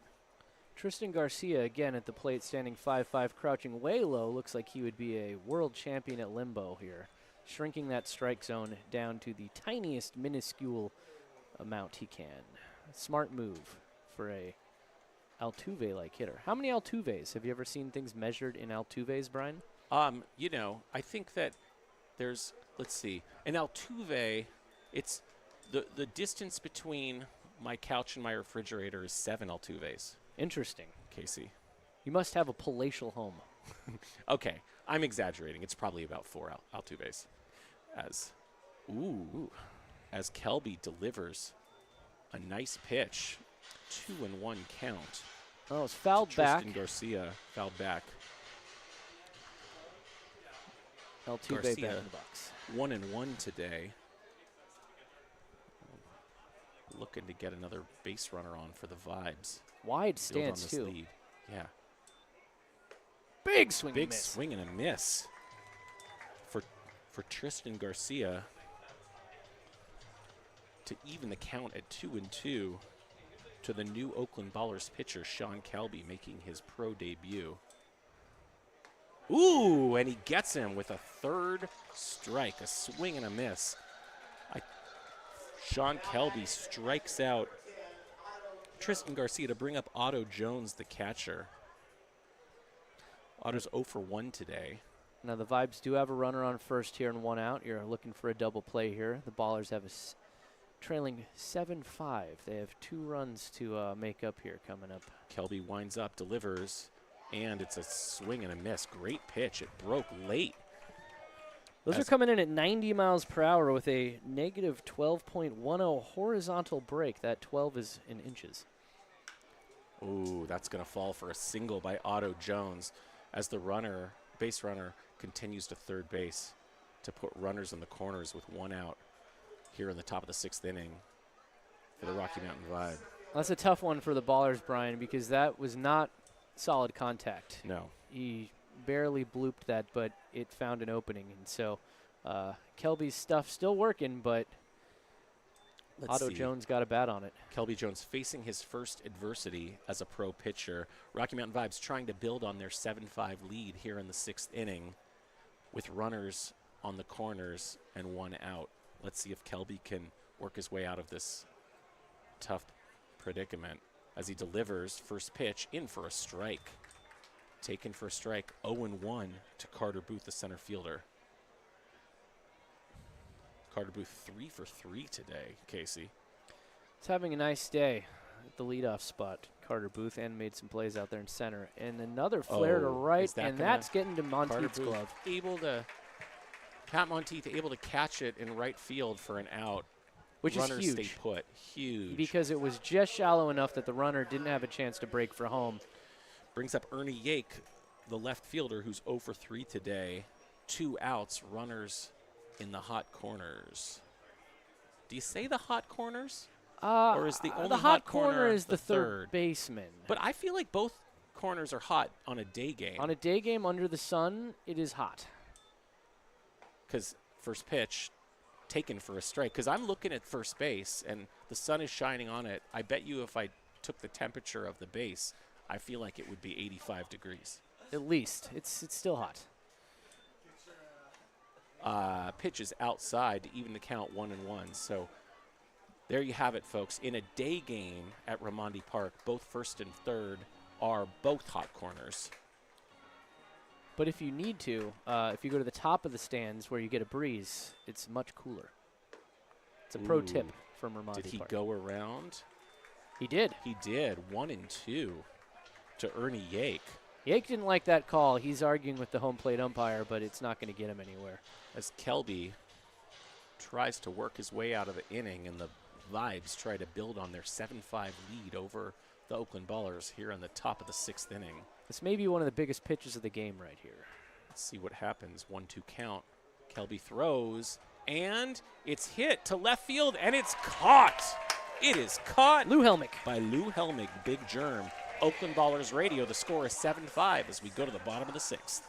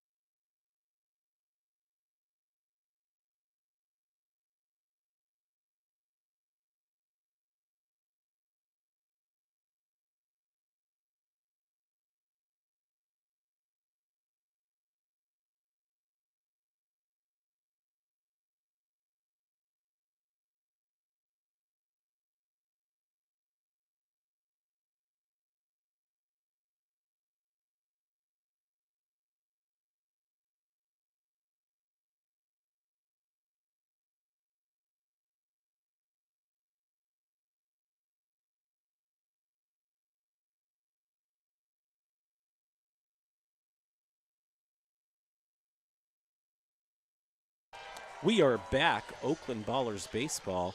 This is Brian Carmel broadcasting with Casey Pratt as Rocky Mountain Vibes have a 7-5 lead over the Oakland Ballers, and the Ballers look to make something happen with Lou Helmig, a.k.a. Big Germ, a.k.a. Lou, comes up to bat. The Oakland Ballers left fielder. And as we told you yesterday, if you hear the crowd booing, it's not that they're booing, they're looing for Lou Helmick. Let's see if the Ballers can make something happen. As you hear the Loos in the stands, the Lou Birds. We are in the bottom of the 6th inning. First pitch, low, 1-0 to Big Germ, Lou Helmig. Let's see what Lou's done today. 0 for 2. He's due. He's due. Lou is due. Lou is due, and it's a 2-0 count. And the day is not through. 2-0 to Helmig. His Powers. 3-0. Oh, 3-0. It's low. We'll see if Nick Powers starts to fade and if the Ballers can make something happen and claw their way back into this game. Ooh, pitch is inside, but taken for a strike, making it 3-1 to Big Germ, Lou Helmig. Yeah, the ump is calling a lot of those low and away pitches strikes. That's clearly his zone today. Pitchers are looking to exploit it. That should be challenged. He called that one a strike too. Lou's taking off all of his gear. He's in disbelief. Lou can't believe it. He's challenging the call. He's challenging the call. Let's see. Lou could not believe that pitch was called a strike. He had no idea. It's way outside of the strike zone. Well, that should get overturned, Casey. It's way outside. Pitch is overturned. Lou Helmig. See, this umpire calling a lot of low and away pitches strikes, and Lou it is indeed way out of the strike zone. We're looking now, at a very fancy chart that we have. That the pitch Vibes, is outside. The Vibes manager's really upset here. Lou thought it was a ball, turned, took off all of his gear before he turned around and realized the ump had called a strike. So he challenged it. The challenge was awarded as it was overturned. And if you look at the chart, it was indeed a ball. So the Rocky Mountain Vibes manager is out here yelling and screaming for basically no reason. He really shouldn't be challenging that. That was clearly a ball, and I don't know how he had a good look at it from his vantage point. That brings up Pat Monteith. Pat Monteith, the right fielder for the Ballers. No outs here in the bottom of the 6th inning. First pitch is high, 1-0 to Pat Monteith. Now, Brian, I must point out, for planning purposes only, the magic number is 1 for the Oakland Ballers. If they win, they do clinch a postseason berth. So this is a high-stakes game here as they trail 7-5 in the 6th. Next pitch. Monteith ropes a single between third baseman and the shortstop, gets through a hole, but Helmig gets to second base, but is contained there as the Ballers have runners on first and second base, and the newly coined hot corner of first base. Yes. We'll have to send our first base to Cooperstown, as it is the first hot corner first base in all of baseball. On a day game. Frankly, the temperature is hot. Now, see what's happening here, Brian. The Ballers have put some runners on here, which means Nick, don't call me Kenny Powers, is leaving, and the Ballers have now gotten into what I like to call the soft bullpen underbelly. That's right. Time for the Ballers, hopefully, to be able to do some damage. That was a big hit for Vibes Monteith. bring in a new pitcher. Waiting to see who this pitcher is. About to get announced. I can tell you this about the new pitcher for the Rocky Mountain Vibes. He plays professional baseball for the Rocky Mountain Vibes. And he wears a uniform that looks suspiciously like the Cleveland Guardians. Chase Gockel. Gockel. G-O-C-K-E-L. Right-handed pitcher, Chase Gockel. Now, I believe, Brian, on opening day when we had that flyover of geese, I believe that was a Gockel. Yeah, when a saxophone summons a threshold of geese, it's considered a Gockel. In a V. They have to be flying in a V formation when prompted by saxophone, and you have yourself a real Gockel. Chase Gockel, originally drafted by the Los Angeles Angels in the 9th round in 2023. Now he's playing for the Rocky Mountain Vibes. Out of Charleston Southern University. A righty, too, which is important because Powers was a lefty, which means the lineup, if loaded up for a lefty, is now facing a righty pitcher, which is part of the gamesmanship of baseball. We have to issue a correction here because Chase Gockel is not the pitcher who's in. The pitcher is Cole Stallings. Wow, Brian, there are two different number 23s on the Rocky Mountain Vibes roster. How's that even possible? Which is very confusing. I will not issue a correction on the fact that a V of geese flying over Ramondi Park and summoned by saxophone is indeed a Gockel. That's a Gockel, but that the is new indeed pitcher a Gockel. is Cole Stallings. Number 23 on the Rocky Mountain Vibes. How do they have two 23s? Seems odd. I mean, I get we all want to pay tribute to Michael Jordan, the second greatest basketball player of all time after Steph Curry, but it feels like it's odd to have two players have the same number on a single baseball team. It is, but at least we got to learn about what a Gockel is. Gets ready to pitch to Darryl Buggs the second. First pitch, swing and a miss. Ooh, Darryl Buggs takes a big swing, 0-1 from Cole Stallings, not Chase Gockel. I'm glad that that we corrected it. I have to say, Chase Gockel is a fun name to say. I do. I hope we see him later as we embark on our journey towards the soft bullpen underbelly of the Rocky Mountain Vibes. As Buggs takes a ball to even the count 1-1 here in the bottom of the 6th inning, Ballers trying to make something happen, down 7-5 to the Rocky Mountain Vibes. Brian, who do you think Darryl Buggs' favorite cartoon bunny is? That's a great question, Casey. It's a leading question, but a great question. And I think Roger Rabbit, right? I think it's probably Daffy Duck, as the pitch is outside 2-1 to Darryl Buggs Bunny the second. Darryl Buggs, just been playing great baseball for the Ballers all season. Next pitch, taken for another ball. Hitters count 3-1. Runners on second and first as the Ballers try to make something happen. No outs here in the bottom of the 6th inning. Little known fact, Bugs Bunny actually a rabbit. That's a walk. That loads the bases as Buggs comes up with a walk, bringing us back to the top of the order, which brings up our shortstop, Tremaine Cobb, in a very, very ideal situation, which is the bases are loaded and there's no outs, which means If he can get it to the outfield, the Ballers should be able to score a run here as they try to inch their way back down 7-5 here in the 6th inning. This may be a sign, Brian, but as I look down here on my hat, there is a bee just sitting right here. Like an the actual animal bee? And the Oakland bees are That at would the be plate. a good sign. Oh, That's a really good sign. We have a bee in the press box. this might be the magic This might bee. be the rally we needed. The rally bee. Rally bee. We I'm have going to we take a have an picture of the actual rally bee. bee. Let's send that bee over to the PA, Mark Kahn. Mark Kahn, a huge fan of bees. Loves live bees. It's Cole Stallings. Oh! Cole Stallings pitches. It's roped deep. It's off the wall. It's off the wall. 1 run scores. Pat Monteith will score. Daryl 2 run Buggs. scores. Ooh, 2. Lou Helming scores. Pat Monteith scores. Daryl Buggs held at third. What a beautiful, beautiful stand-up double for Tremaine Cobb as the Oakland Ballers tie the game 7-7 here in the 6th inning, bringing up last night's hero, Nick Leahy. And Brian, that rally bee is allowed to sting me anytime he wants, but if he doesn't want to sting me and he prefers to sting someone else, Mark Kahn has lathered himself up in honey and he's ready to go. Send the bee to Mark Kahn. Send it to Mark Kahn. A lot of historic firsts tonight. The rally bee as Nick Leahy ropes a single through the hole. Rally and another bee! run scores. Let's tribute it to the rally bee. Daryl Buggs scores. Nick Leahy delivers an RBI single to give the Oakland Ballers their lead. Rally 8-7. bee. Rally bee. You heard it here today, folks. We are making history.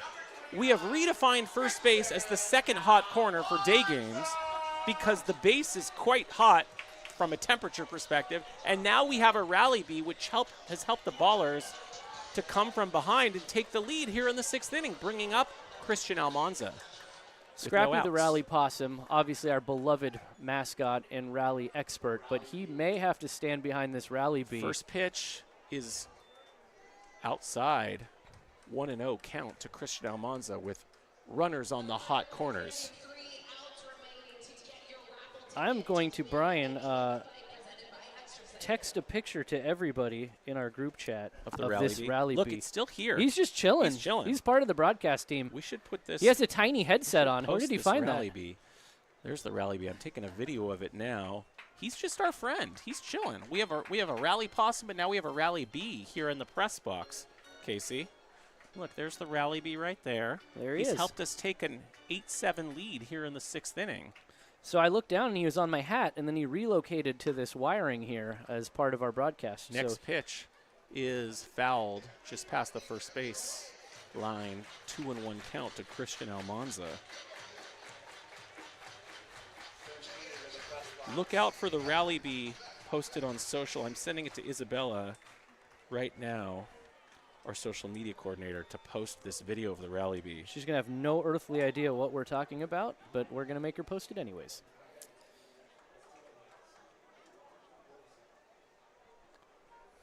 Let's see if Almanza can continue the rally as the Ballers up 8-7 here in the 6th.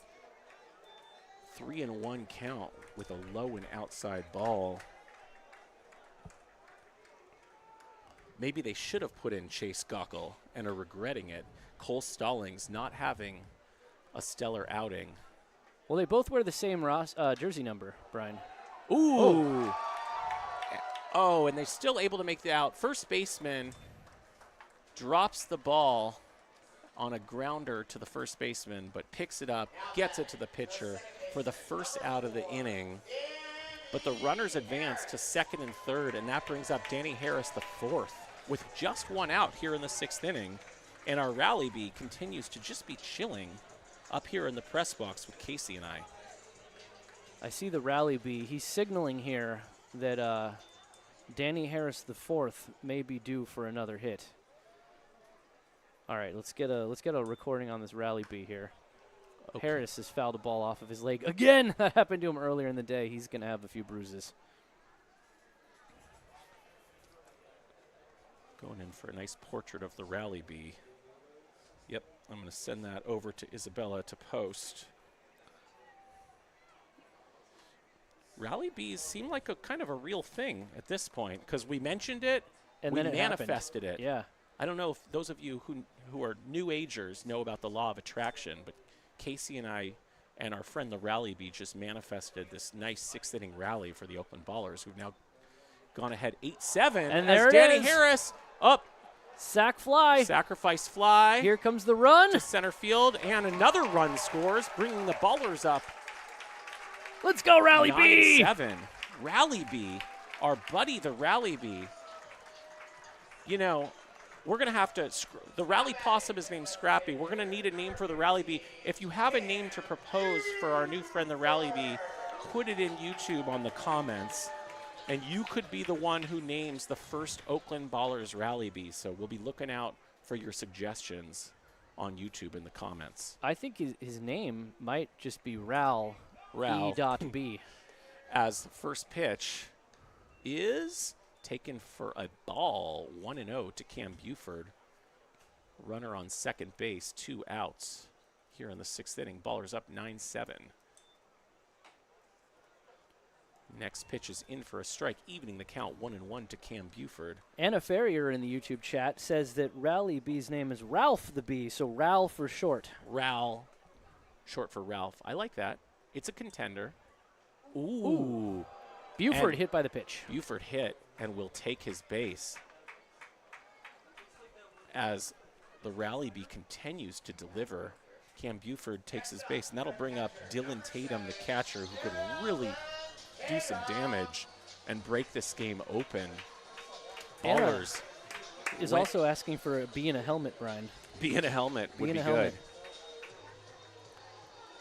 We could potentially do a hive of bees in a helmet, Yes. maybe with some honeycomb. All you have to do, Brian, is find the queen bee and put it in the helmet, and then all the other bees will go to that bee. That is how bee law works. My daughter Rhea, her middle name is Bee, B-E-E. So maybe As Dylan Tatum takes first pitch for a ball, and the catcher has trouble handling it, Otto Jones. is this the queen bee? If this is the queen bee, Maybe then that we if might the- have more. We might have shut the More window. coming. Yes. We can handle 1-0 one. We can to only Tatum. accommodate one bee in the press box. The pitch outside, making it 2-0. Rocky Mountain Vibes potentially wishing that Chase Gockel had been brought into pitch, but Cole Stallings having a tough time, already giving up 4 runs here in the 6th inning. Do you think if we, if they make a distraction, then they could switch them out real quick because they're wearing the same number? They could. It'd be like a heel wrestling tactic, right? Like you distract the umpire, and then then Gockel comes in, and nobody knows. As another pitch is taken inside to make the count 3-0 to Dylan Tatum. I mean, I'm not trying to tell the Rocky Mountain Vibes how to manage their team, but I would certainly try it. Pitch delivered, and it's in for a strike. 3-1 count to Dylan Tatum. 2 outs here in the 6th inning. Ballers up 7-9 after coming into this inning down 7-5. Looking now at a 9-7 lead. There could be something to celebrate if things continue to go the Ballers' way with their magic number at 1. Oof. Next pitch. Fouled off the mask. Straight down the middle. That was a fast fastball. Let's see. 87 miles an hour. Dylan Tatum fouls it off the catcher's mask, bringing us to a full count 3-2.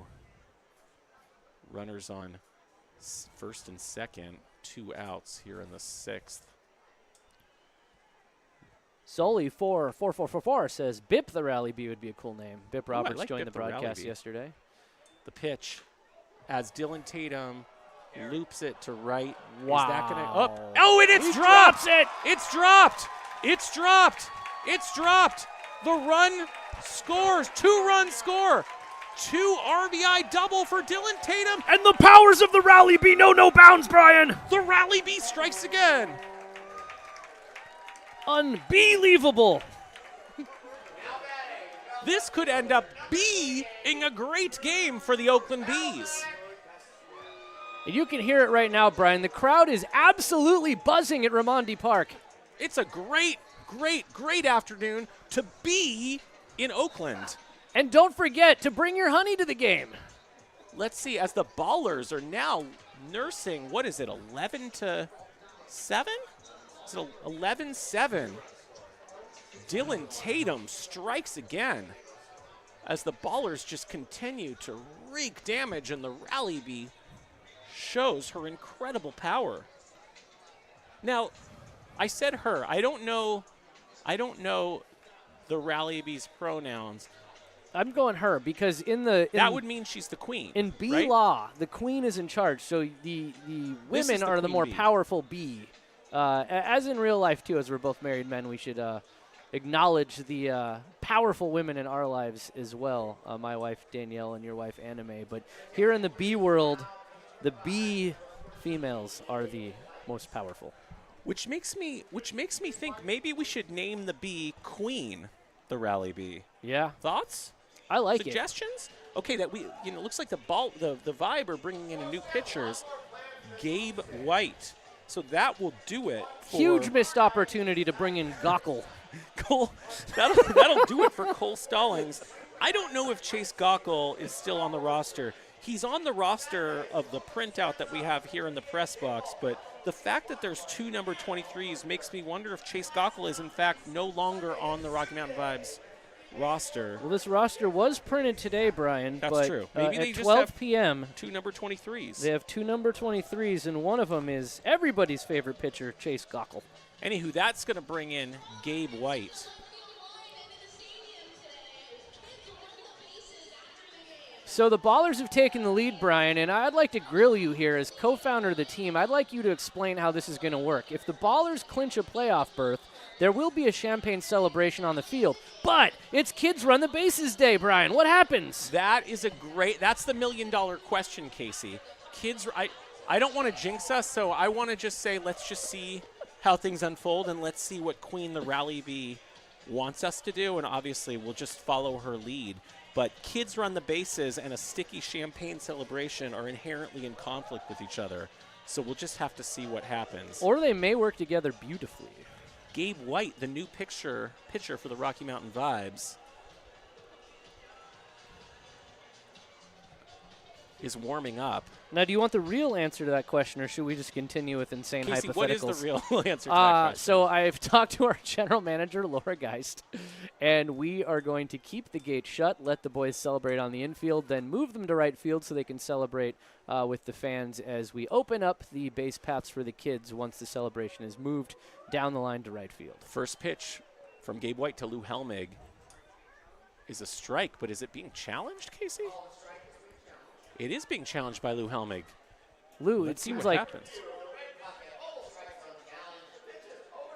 And the pitch is overturned to a ball.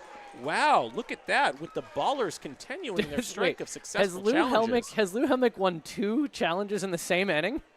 The Rally Bee Rally Bee brings magic here. Lou has challenged and won twice in the same frame as the Ballers have batted around here in the 6th inning. Speaking of challenges, a challenging inning for the Rocky Mountain Vibes, but Gabe White gets a strike in, evening the count 1-1 to Lou Helmig here in the 6th. 11-7 Ballers. You could say that the Ballers have really stung the Vibes in this frame here. They have. The Vibes are immaculate if you're an Oakland Ballers fan here in the 6th inning. Next pitch, low and outside for a ball to make the count 2-1. And Gabe White's hat went flying off on that pitch. That's what happens when you pitch 94 miles an hour with a 23-25 RPM spin rate. Well, if he's throwing 94, he's doing it sidearm. This guy must be incredibly tough to hit as Helmig swings and misses. Making it 2-2, 2 outs to Lou Helmig. Now, the Ballers still have a base runner on second base, with Dylan Tatum having just roped that double. Helmig trying to extend the lead. 2-2 count. Gabe White pitches, and it's outside. Full count, 3-2 to Big Germ, a.k.a. Lou Helmig, a.k.a. I guess it would be Lou Helmig, a.k.a. Big Germ would be more appropriate. That would be more appropriate. This bee is just hanging out, just loves us. The pitch, outside. Big Germ walks, 2 base runners, just like that. For the Oakland Ballers, Queen the Rally Bee, bringing up Pat Monteith. Right fielder with 2 base runners, trying to induce more damage here in the 6th inning. A 6th inning that the Ballers started down 7-5. Well, we said it earlier in the broadcast. The Ballers tend to score in bunches, and once these bats get going, you got to look out, and that is exactly what's happened tonight. No lead is safe when you're facing the Oakland Ballers. The Rocky Mountain Vibes jumped out to a lead. The Ballers, though, 6 runs in this inning alone, and they have taken the lead. Gabe White set to pitch, throws. Ooh, way inside. Monteith has to scramble to avoid getting hit. That might caught us some 2-0. of his jersey there. That was a really inside pitch. And Casey just mentioned the Ballers score in bunches. Bunches reminds me of the cereal Honey Bunches of Oats, which has honey in it, and honey is produced by bees. As the pitch is outside, 3-0 to Pat Monteith. This is deep cereal knowledge, Brian. Oh, I can go deep in sugar cereal. Do you remember Ice Cream Jones from when you were a kid? I don't remember Ice Cream Jones. No? Tell me more. You don't remember Ice Cream Jones? Is this a made-up character? No. That was a real cereal in the 80s. Well, is he Okay. familiar with the catcher of the Vibes, Otto Jones? Otto Jones. 3-1 count from Gabe White to Pat Monteith. Wait, is Otto Jones Ice Cream Jones? That's a great question. I mean, I don't know how old Otto Jones is. Ice Cream Jones was a great. I remember the jingle. It went, "My name's Ice Cream Jones. I'm bringing the kids my ice cream cones. I'm not familiar. You're going to have to Crunchy keep new singing. cereal for breakfast with the great new taste of ice cream cones." You don't remember that? No, I if you sing it a few more I think times, it was I might before Otto trigger Jones' something. time. As Gabe White squares up 3-2. Runners going. Pat Monteith swings and misses, ending the inning, but not before the Ballers do some damage. End of 6th. Ballers take a lead, 11-7. Oakland Ballers Radio.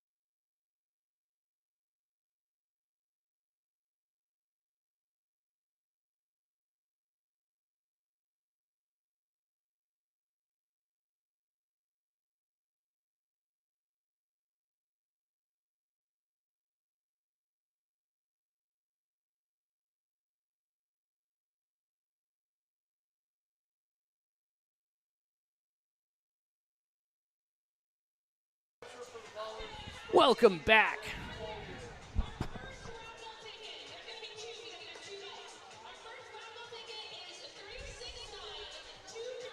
Welcome back to Raimondi Park on a sunny Wednesday afternoon where the Oakland Ballers have just taken the lead after a swarm of runs were scored, 6 runs in the 6th, as the Rally Bee, Queen Bee, is being shown in our live stream right now. You can check out the bee Score sitting right 6 there on the radio for equipment. Queen the Rally Bee helped the Ballers take the lead.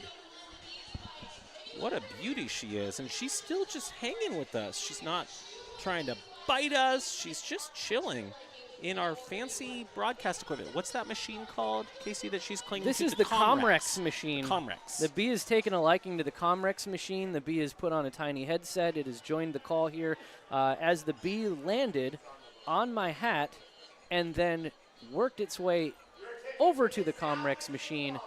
We called it out. We knew what was happening. The bee said it's rally time, and a rally did indeed happen. James Collier now in for the Oakland Ballers as he has had a heck of a season as well. It really has. An Oakland native, too. It's always good to see local boys come home and pitch well for the Oakland Ballers, and we have a great group of local guys here. That first pitch to Lynn Scott is taken for a strike. So it's 11-7. Oakland Ballers here in the top of the 7th. The Rocky Mountain Vibes led early, now trail. James Collier is pitching. It is a 0-1 count with no outs, and here comes the pitch. Swung on and missed. So now there are 2 strikes here to Lynn Scott who is now using a pink bat. I'm not sure he was using that same pink bat earlier. He may have changed it up. Collier, who's pitched in 15 appearances for the Ballers this season, 3.86 ERA, which is quite nice for the Pioneer League. Nice for any league, really. Anything sub 4 is very good, especially when in the Pioneer League. That is a great ERA. And if you go down the list of our bullpen, our relievers are all having a heck of a year. They really are. Now, James Collier, probably going to regret jinxing us with this, has not given up a home run this season, but I feel like because we're under the protection and spiritual guidance of Queen the Rally Bee, I can go ahead and say that safely. James Collier not given up a home run all season long. 1 and 2 is the appearances. count. No outs. Collier dangling his arm, crouching, getting ready to throw the ball here to Lynn Scott, and the pitch is popped up. Looks like it's shallow to first. Christian Almanza's under, and he makes the play. That's one down. It feels like when there's a pop-up, the Oakland Ballers catch the pop-up. It feels like when there's a pop-up, the Rocky Mountain Vibes, sometimes pop-ups have been a little bit challenging in the last couple of games. Well, when you have to contend with this unbelievable roster formed by Tyler Peterson and EVP of Baseball Ops Don Wakamatsu and a rally bee, you are really up against it. So catching pop-ups, not in the cards for the Rocky Mountain Vibes today. Big shout out to Tyler Peterson, who we love very much. And that one is another pop-up to right. And Monteith makes a great ranging run all the way to the dirt, just about to the stands, and he makes the catch. He really hustled for that one, and now there are 2 outs for the Rocky Mountain Vibes here in the top of the 7th. Very efficient outing so far for James Collier here in the 7th inning. 2 quick outs. Let's see if he can complete the triumvirate.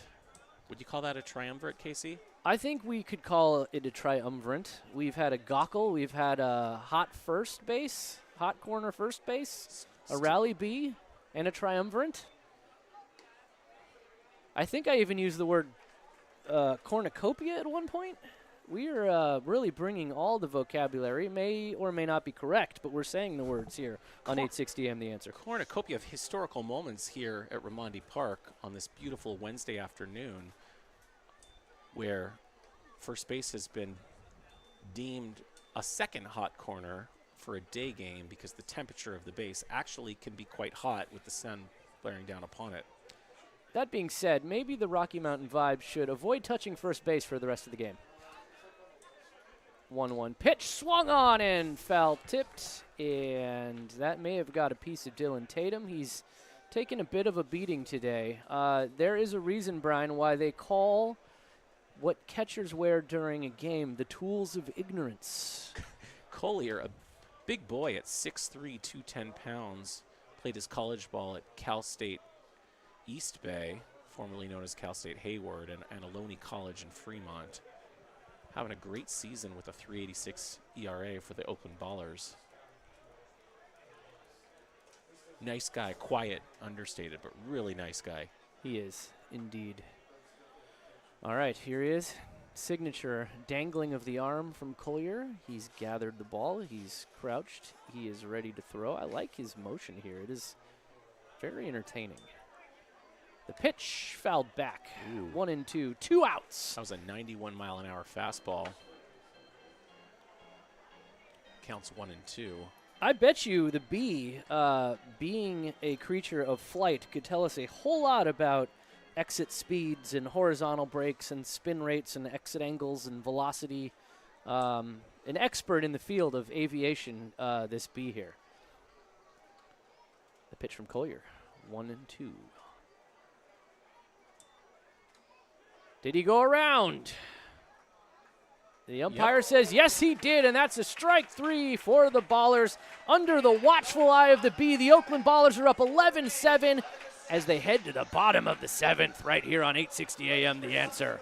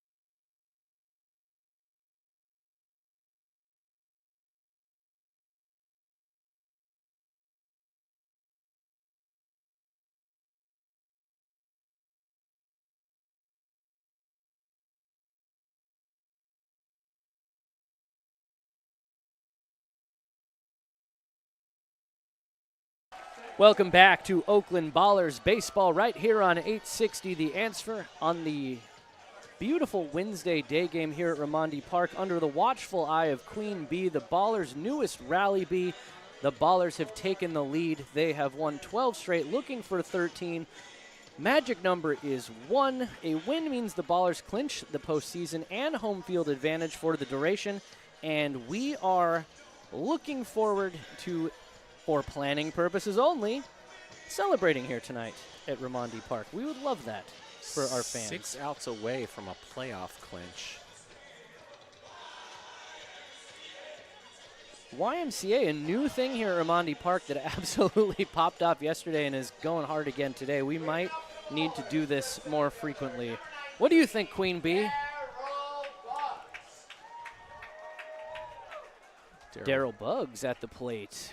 Daryl Buggs the second had a great diving catch, hit his first pro home run, and here he is in the bottom of the 7th, looking to keep that magic going under the watchful eye of Queen Bee, the rally bee. Buggs is 1 for 2 today and playing a skillful center field as usual. Ooh. And that pitch was airmailed over the catcher, over the umpire, straight to the backstop, and I have a feeling the fans aren't going to let him forget about that one anytime soon. I believe this is still Gabe White. I believe it is Gabe White. He looks like Gabe White. He talks like Gabe White. He throws like Gabe White. Unless it's Gockel. Could be Gockel. Still waiting to see if the Rocky Mountain Vibes bring in Chase Gockel today. 2-1 to Daryl Buggs the second. Gabe White signed with the Vibes on February 12th. Swing and miss. 2 balls, 2 strikes.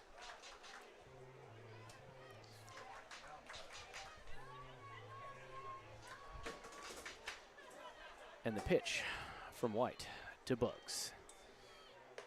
High. Full count.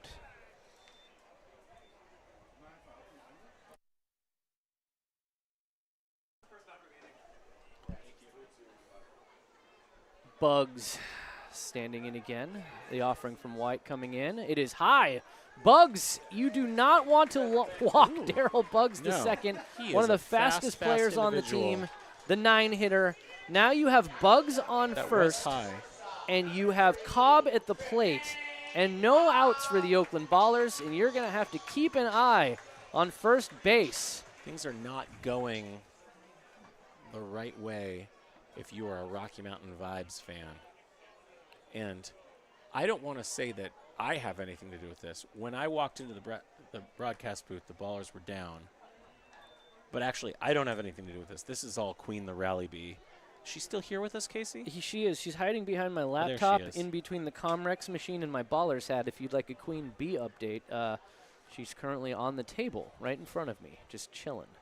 The tiny little headset on. Can't speak English, so won't be joining the broadcast, but is listening in on 860 AM The Answer with her tiny headset.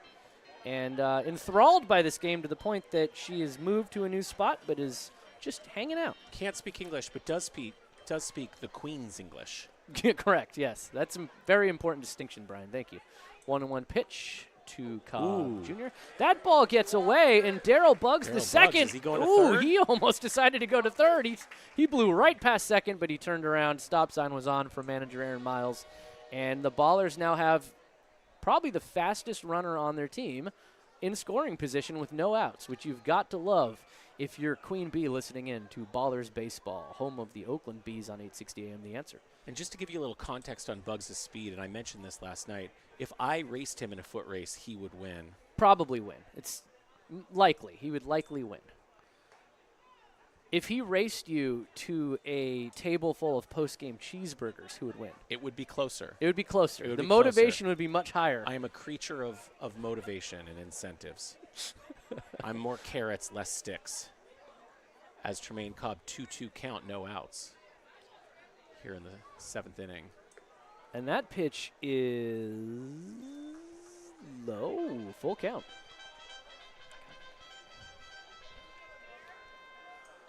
(11-7) Ballers here in the bottom of the 7th, no outs. The Rally Bee is on the YouTube live stream. If you'd like to take a look at the Rally Bee, head on over to the YouTube live stream. And the full count pitch coming in here any second, and it is low, and Tremaine Cobb Jr. walks. You've now walked the 2 fastest guys on the Oakland Ballers if they're not heading towards a table full of cheeseburgers against Brian Carmel. We have no outs here in the bottom of the 7th, and 2 speedsters up. And Nick Leahy at the plate, who delivered a huge 3-run blast last night. And then a 2-run game. double to the last inning. Yeah, Nick Leahy is scorching hot under the watchful eye of the Bee here. This is Bees baseball in every way you could possibly imagine.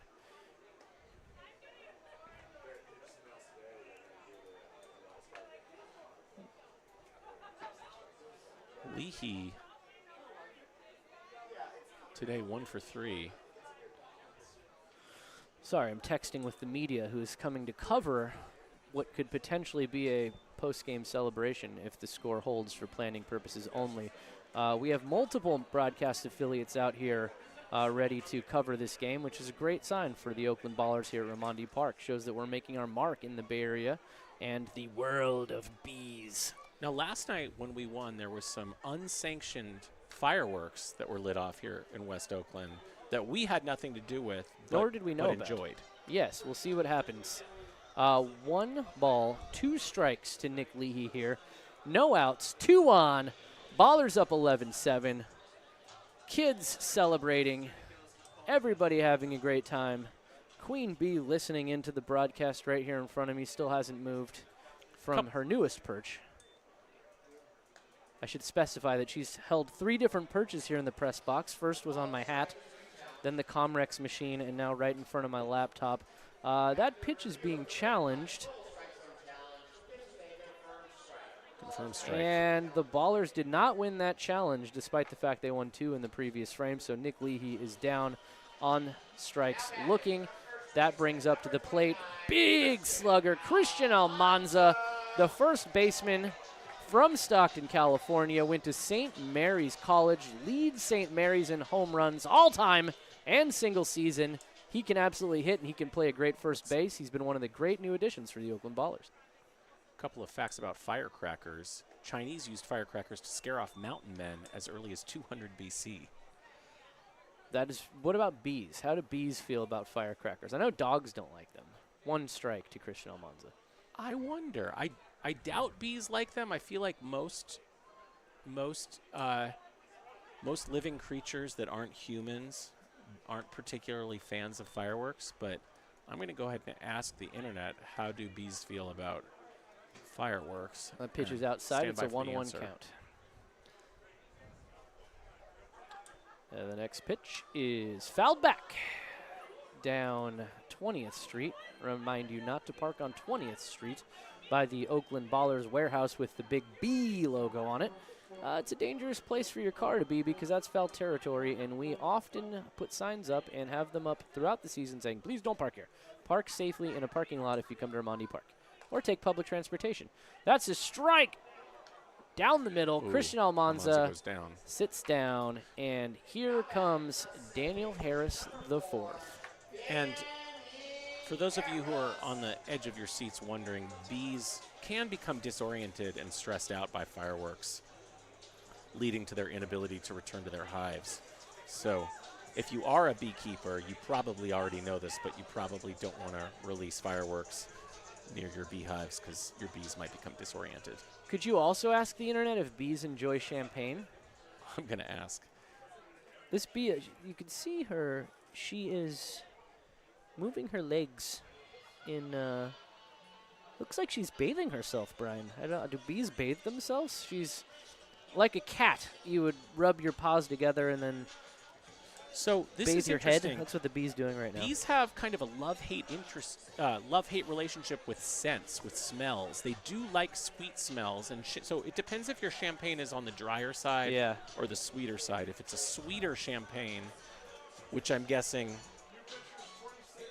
is what we have as the Vibes bring in a new pitcher, and it is Caden Kratz. Caden Kratz is the newest pitcher. Rocky Mountain Vibes bring in Caden Kratz in relief.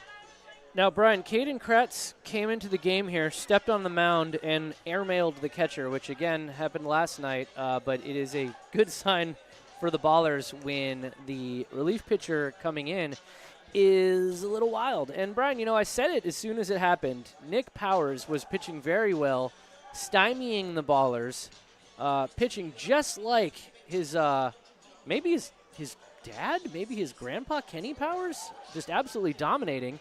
And then as soon as the Ballers worked up the pitch count, got to the soft bullpen underbelly, the Bees started scoring runs. And that's 2 nights in a row where the soft bullpen underbelly has been stricken by the Ballers. Little bit about Caden Kratz. His hobbies include hunting, fishing, and golf video games, but not necessarily golf played in real life. But he So, does like golf video games. If you golf in one of those Top Golf bays where you hit the ball into the screen, it's golf. It's a video game, but it's not actual golf. Caden's from Mason City, Iowa, as he's coming in here in relief for the Rocky Mountain Vibes, looking to mitigate the damage being done by the Oakland Ballers as Danny Harris comes up with 2 outs in an 11-7 game here in the bottom of the 7th inning. So 2 outs, Ballers up 11-7. 2 runners on, 2 of our fastest runners on, in fact, in Bugs and Cobb. And here's the pitch.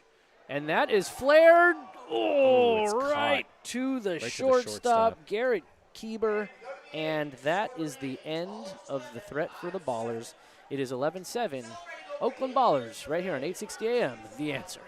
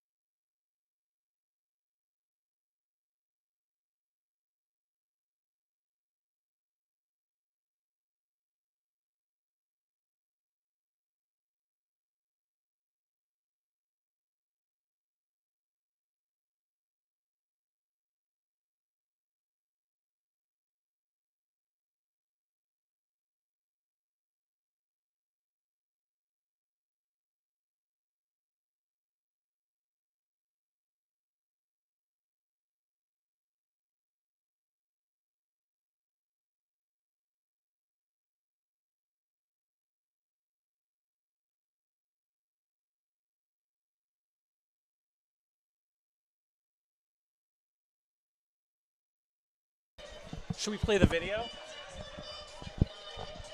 You're up. Ladies and gentlemen, welcome back, Oakland Ballers Radio, as we round into the 8th inning, and Carson Lambert, a.k.a. Lambo, takes the mound for the Oakland Ballers with an 11-7 lead on what could be a historic day here at Raimondi Park, with the Ballers potentially 6 outs away from clinching a playoff berth in the Pioneer League. Now, we saw this last night too, Brian, but when the Ballers take a lead late, you can expect to see some combination of the tandem of killer C's in Carson Lambert, Connor Richardson, Connor Sullivan, and it's a tough, tough thing to overcome because all 3 of those guys are absolutely carving up hitters. So as Lambo enters the game here, you've got to like the chances of the Oakland Ballers. Ballers and their skipper, Aaron Miles, have to be feeling good as Lambert squares up. First pitch is fouled back. Start off with an 0-1 count. You know, Carson Lambert, Connor Richardson, Connor Sullivan, Sully, all 3 returning pitchers. Got to give a big shout out to Tyler Peterson and Don Wakamatsu for preserving continuity in the bullpen, and Jim Dietrich, the pitching coach, as roped to third base. So liner to Nick Leahy. Line to Leahy for an out, 1 away. And that brings up Alonzo Zuniga, the designated hitter for the Rocky Mountain Vibes, trying to make something happen here in the 8th inning. Down by 4 runs. Certainly the game is within reach for the Vibes, so you want to stick around, see if the Ballers can hold out or the Vibes come back. As Lambo pitches and Zuniga pops out to right field, and it is caught for 2 quick, easy outs for the Ballers, and one of their star relief pitchers, Carson Lambert, who we like to call Lambo, like the car. And that's going to bring up Tristan Garcia with 2 outs, the second baseman here in the 8th inning. 11-7 game at Raimondi Park, as the Ballers now 4 outs away from clinching a playoff spot. No. Lambo sets, delivers, and it's outside, but in the strike zone. Ump likes that outside strike zone today, and we'll take it when it works in our favor here. Lambo pitches very fast. Let's see, that was 94 miles an hour, Casey. Lambo's been bringing the heat, fitting for the name Lambo. 93, 1-1, evening the count.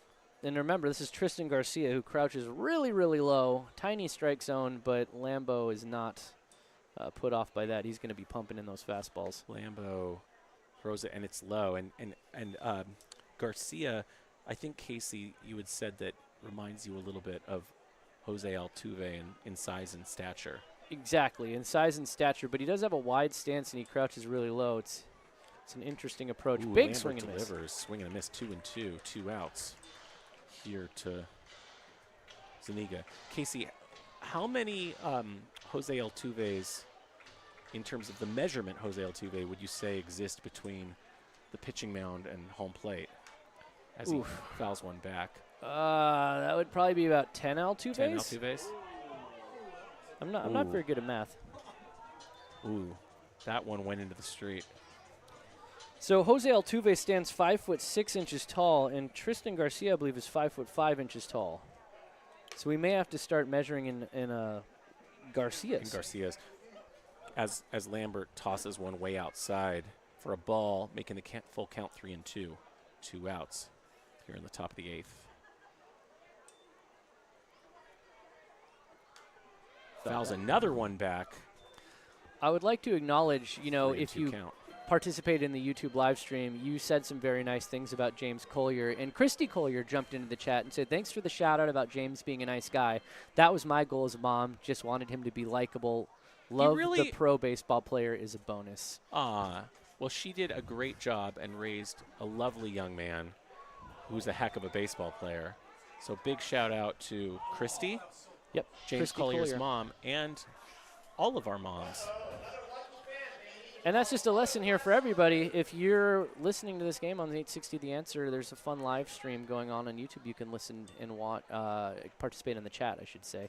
The chat is popping with friends and family and employees and fans of the Ballers. This is keeps fouling him back. back like 6 pitches in a row count, here. feeding the roof. And big shout out to Christy Collier and moms everywhere who give their all to raise their kids. Nature versus nurture. What do you think? Let us know in the comments. It's a very deep philosophical question. As he pops, let's see, it's a pop out and it's caught. Leahy fighting the sun, Leahy, hauls the it in. third baseman, to end the innings. That brings us to the bottom of the 8th. Score is 11-7 Ballers.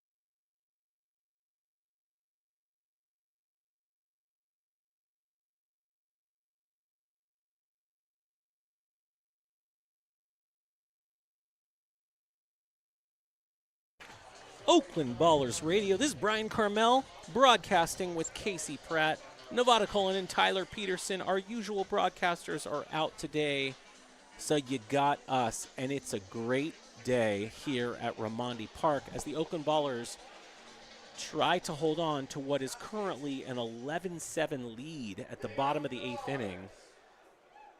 With the Rocky Mountain Vibe pitcher Caden Kratz on the mound and Cam Buford stepping up to the plate. Cam Buford, the designated hitter today.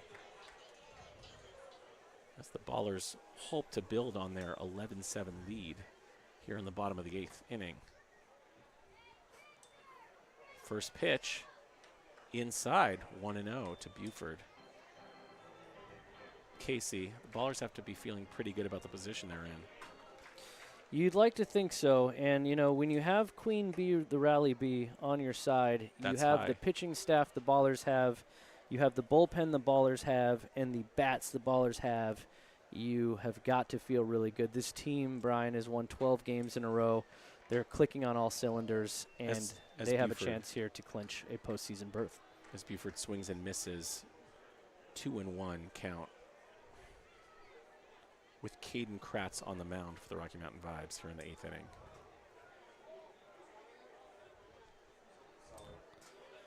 Ooh, big swing and a miss by Buford to even the count at 2-2. That was an 87-mile-an-hour high fastball. And with the just Ballers outside up of the 4, strike zone. Brian, looks like Connor Sullivan is warming up, so they're not messing around here. No, they don't want to leave anything to chance. As Buford fouls one into the bleachers, past the bleachers, over into Scrappy Town. Caden Kratz keeps the count at 2-2 as the Ballers try to make something happen. Another foul just past the third baseman over into the Rocky Mountain Vibes visiting dugout. Still 2-2 count to Cam Buford. Oakland Parks and Rec here. It's funny to hear the youngsters harassing the opposing pitcher. There's a kid back here that's chirping pretty good. As Buford strikes out. Which brings up our catcher, Dylan Tatum, trying to do even more damage. Great week here at the ballpark, Casey. What else we got going? I'm really excited for Italian Heritage Night that's yeah. coming up. Friday is Star Wars Night. We have all kinds of amazing people that are planning on coming in costumes, as is a sanctioned Lucasfilm event that's going to be benefiting the charity Youth Alive. First pitch 0-1 to Tatum. Of course, Saturday we've got Oakland Stands Up, which is our celebration of Oaklanders who stand up for justice in service of community in partnership with the Black Panther Party, the Prescott Experiment, the West Oakland Mural Project, and more. And, of course, before the game, we're going to have an album release party for our friend, our co-owner, Jay Walt, who just dropped his new album and will be performing live. DJ Torre from Hieroglyphics is going to be here at the ballpark spinning.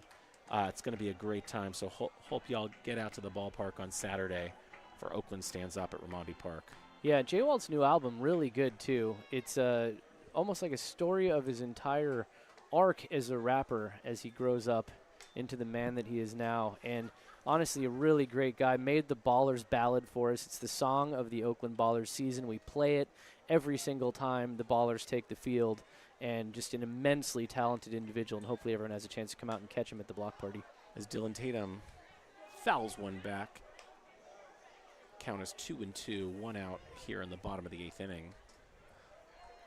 Tatum trying to help the Ballers build on their 11-7 lead with Caden Kratz on the mound for the Rocky Mountain Vibes.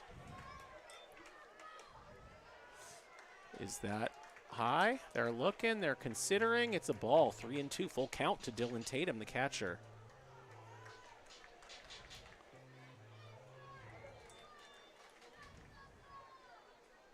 Comfortable 11-7 lead, especially when you have Connor Sullivan set to pitch the 9th inning.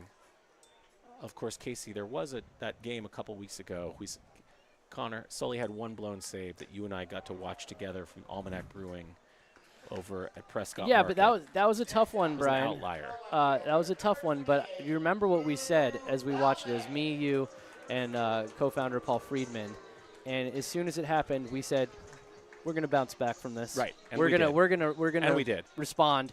And sure as heck we did. We got 12 wins since in a row. So And it was that's just about the only time that Sully hasn't come through literally all season. Yeah, and that just shows you this team's not a front-running team. Like, they come from behind.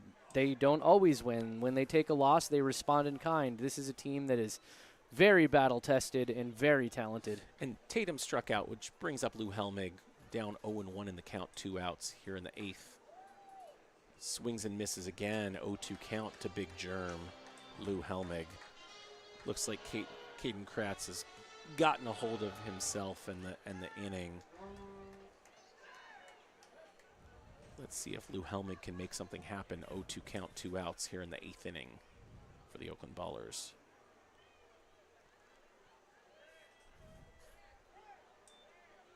Oof. Ooh, did he go around? He went Casey? around. He went around. Strike 3 called. That brings us to the 9th inning. 11-7, Oakland Ballers Radio.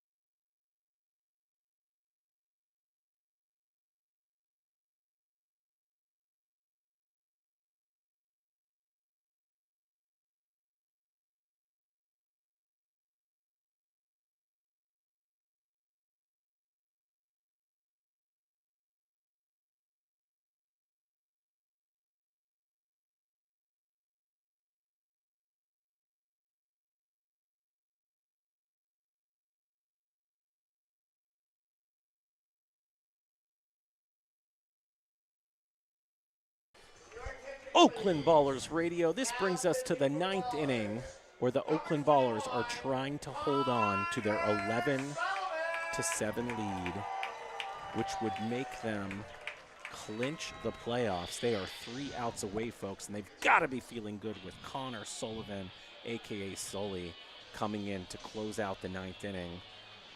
Ballers are 3 outs away from history.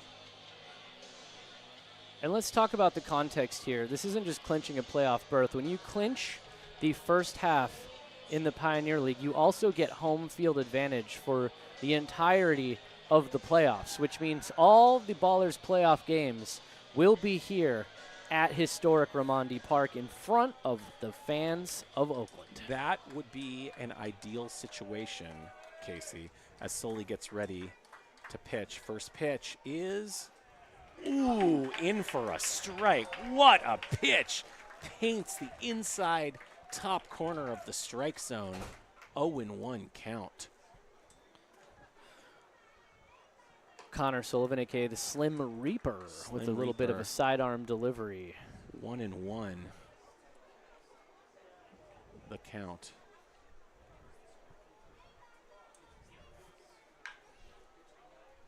And that's a foul ball down the left field line. So there'll be 2 strikes here. 1-2 count from Sully to Otto Jones, the catcher for the Rocky Mountain Vibes, trying to make something happen and get back in this ball game. Sully winds up. The throw is high. Evens the count, 2-2. Otto Jones, possibly related to the guy from Brian's favorite cereal, Ice Cream Jones. Ice Cream Jones. Sully throws. Oh, it gets by the third baseman, Nick Leahy. And it's ruled a base hit. Ruled a base hit as Otto Jones takes first base, giving the Rocky Mountain Vibes a much-needed base runner here in the top of the 9th inning, bringing up Carter Booth, the leadoff hitter and center fielder. Hopefully, Carter Booth having himself a heck of a day, 3 for 4 today. Let's see if Sully can shut him down. First pitch in for a strike again. There's that inside corner, Casey. What a beautiful pitch. 0-1, 77-mile-an-hour off speed to Carter Booth, the center fielder. Sully sets again the inside corner, but this time Booth swings and misses, tries to take a huge hack, and he's behind in the count, 0-2 to Connor Sullivan, with the Vibes having a runner, Otto Jones, on first base. No outs here in the top of the 9th inning. Sully sets, delivers, and it Double hits whammy. Booth. Hits Womp Booth womp. and then ricochets off Booth into Tatum's face mask. Not ideal. Not ideal. 2 base runners on with Carter Booth getting hit, bringing up Ernie Yake, the left fielder for the Vibes, as Dylan Tatum walks out to have a little chit-chat with Connor Sullivan. Casey, where's Queen the Rally Bee? Is she still? Oh, there she is. Queen the Rally Bee is nestled between my walkie and my hat. She's moved from the Comrex machine over to my walkie-talkie. She's on the walkie, calling the action, making sure that the Ballers security team is ready to go. Can you give Shoulda her a clinched little her. nudge, a little tickle to make sure she, gets locked in? Because we don't want things to get out of hand here. Again, no outs. Top of the 9th inning. We've got the right guy on the mound. We've got Sully pitching. However, Sully has 2 base runners already, giving up that single to Otto Jones and then hitting Carter Booth, bringing up Ernie Yake, who's 0 for 4 today. Let's see if Sully can get things going. He pitches, and it's high, 1-0 count to Ernie Yake. We've got a Rally Bee, we've got a Rally Possum. Ben has brought us a Rally Possum, little stuffy up here in the press box. Ben, we might want to Ben just gave the Rally Possum a little nose tickle. Hopefully that'll help Sully turn things around here. With my bare finger, I'm about to touch the Rally Bee, and I did it. And the Rally Bee is doing great. Ready I to saw go. him do it. I saw Casey do it. I'm gonna do it. I risked If I Casey- risked a stinger If Casey jumped off a building, just I would for do the it. Ballers. I would do it too. So I'm just gonna touch this. Little nudge, just a little nudge. And up, gave him a nudge. Good, he's Alright. moving. Rally I Bee mean, is up. she is moving. So hopefully that'll help Sully get things set. As It's a pop-up. forces a pop up to Danny Harris. There's There an we go. out. Out. Okay, Casey and I gave Queen the Rally Bee a little nudge. Ben gave the Rally Possum a little tickle on the nose, and Connor Sullivan able to induce a pop-up by Ernie Yake, bringing up Sam Linscott, the right fielder, tonight 0 for 4 with 1 out here in the top of the 9th inning. With that signature hot pink bat. Sully delivers, and it is low and outside, 1-0 count to Sam Linscott. Ballers now 2 outs away from making sweet, sweet history on a day where a lot of history's been made. As he fouls one back. What a catch by that young man. What a catch. Wow. In the bleachers, beautiful catch by a young Ballers fan. If we were playing banana ball, which we're not, that would be an out. For those of you who don't know, the Savannah Bananas, if a fan catches a ball at a Savannah Bananas game, it is deemed an out, which I think is kind of an awesome rule and something that MLB should consider. As Sully delivers outside a ball, making it 3-1 with 1 out here in the top of the 9th inning. And of course, here in the Pioneer League, we are the innovation baseball partners of Major League Baseball, which means when they want to test out rules, we test them out here. That's right. For Major League Baseball, including the knockout round. So if they ever wanted to go that route, I'm sure we'd end up having to do it. Ooh, he swung around, I believe, making the count 3-2 here to That may have been in an enviable To Sam position where Linscott. he went around, but the ball also hit him. But he swung.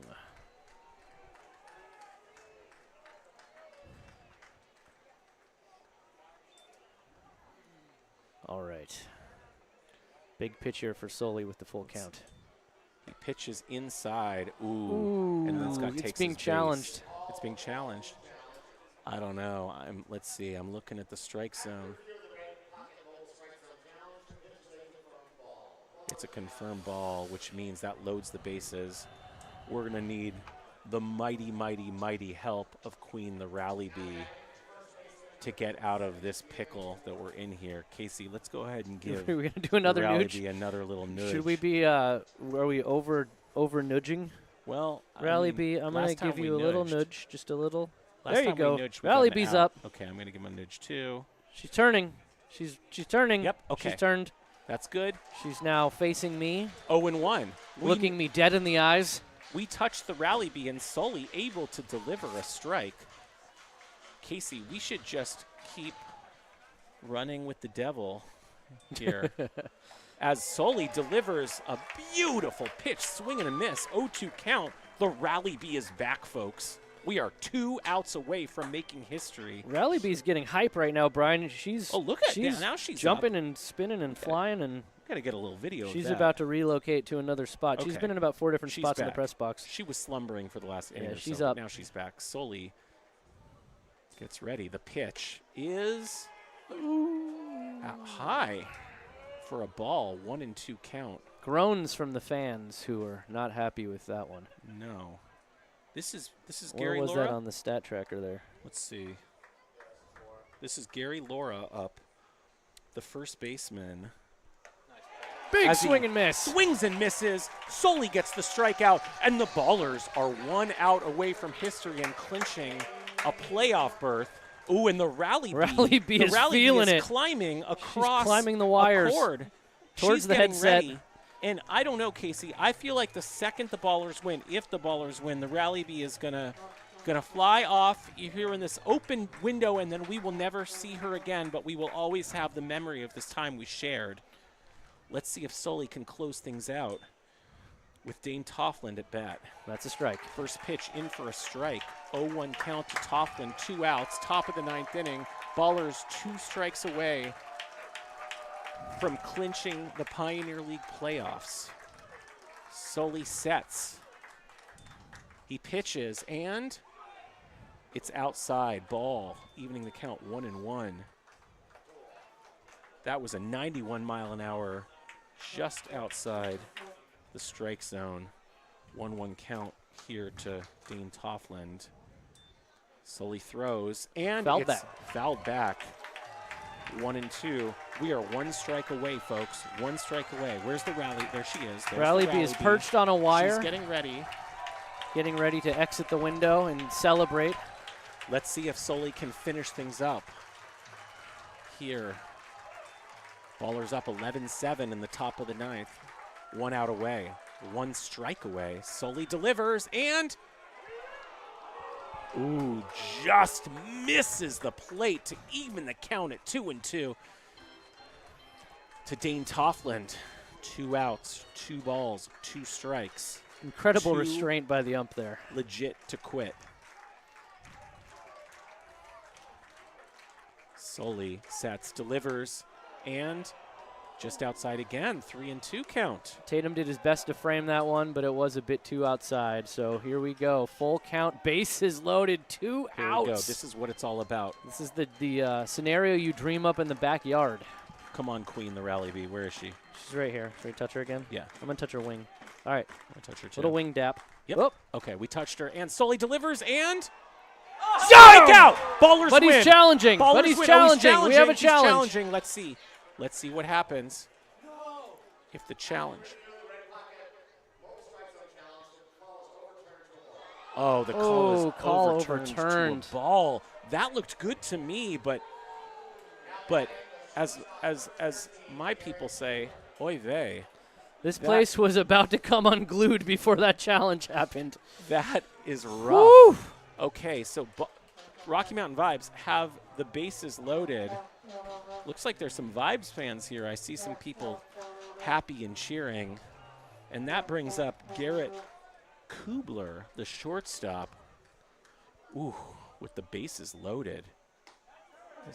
Strike. That's a strike, 0-1. of course, the Vibes walked in. The Ballers walked in a run for the Vibes, so the score is now 11-8. Bases are loaded, which means that the winning run is at bat. Pump that in there for a Two strike. straight strikes, 0-2.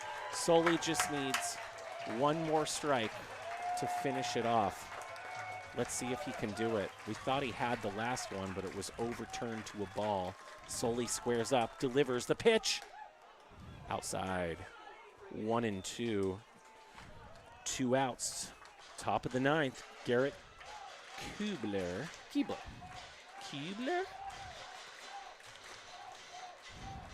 Fans chanting Tonight is one 2 more for strike. 4. Sully delivers, and Foul. it's fouled. Still 1-2 count.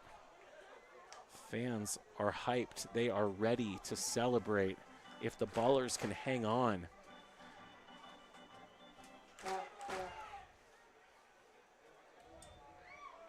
Sully sets, winds up, delivers, and ooh, just fouled as Garrett Kubler barely hangs on, who's 2 for 4 tonight. Let's go Oakland chants breaking out here. Here we go. Oh, there's Dylan Tatum's people. There's his fiance. Okay, Sully delivers. Outside, 2-2, evens the count.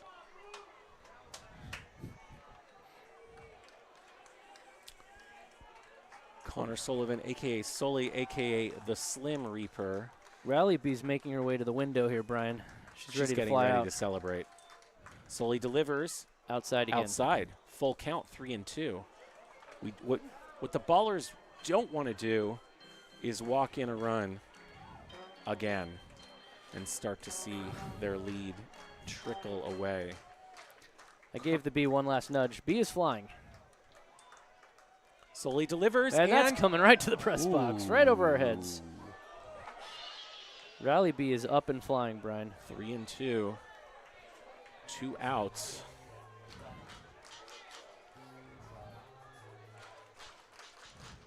Garrett Kubler, got to hand it to him. He is hanging in there and fighting as the Rocky Mountain Vibes fight for their life in this game.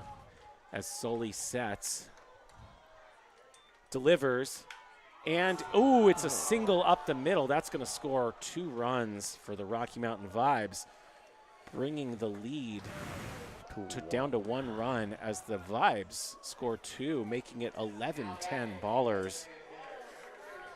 2 base runners still on for the Vibes and 2 outs.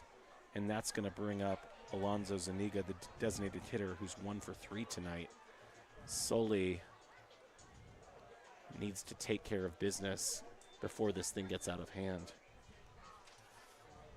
Casey, I'm really not stoked that I brought up how you and I watched the last time Sully Yes, this is didn't true. do so well. But the team responds, and they team always responds. respond, and that's all that matters. Just like Sully is facing some adversity right here, up 1 run I believe. with 2 on, but he is a tough guy that responds to adversity. He wants to be a firefighter after his playing career. There's no one else I'd rather have up on the mound for the Ballers right now as Sully delivers a strike, 0-1.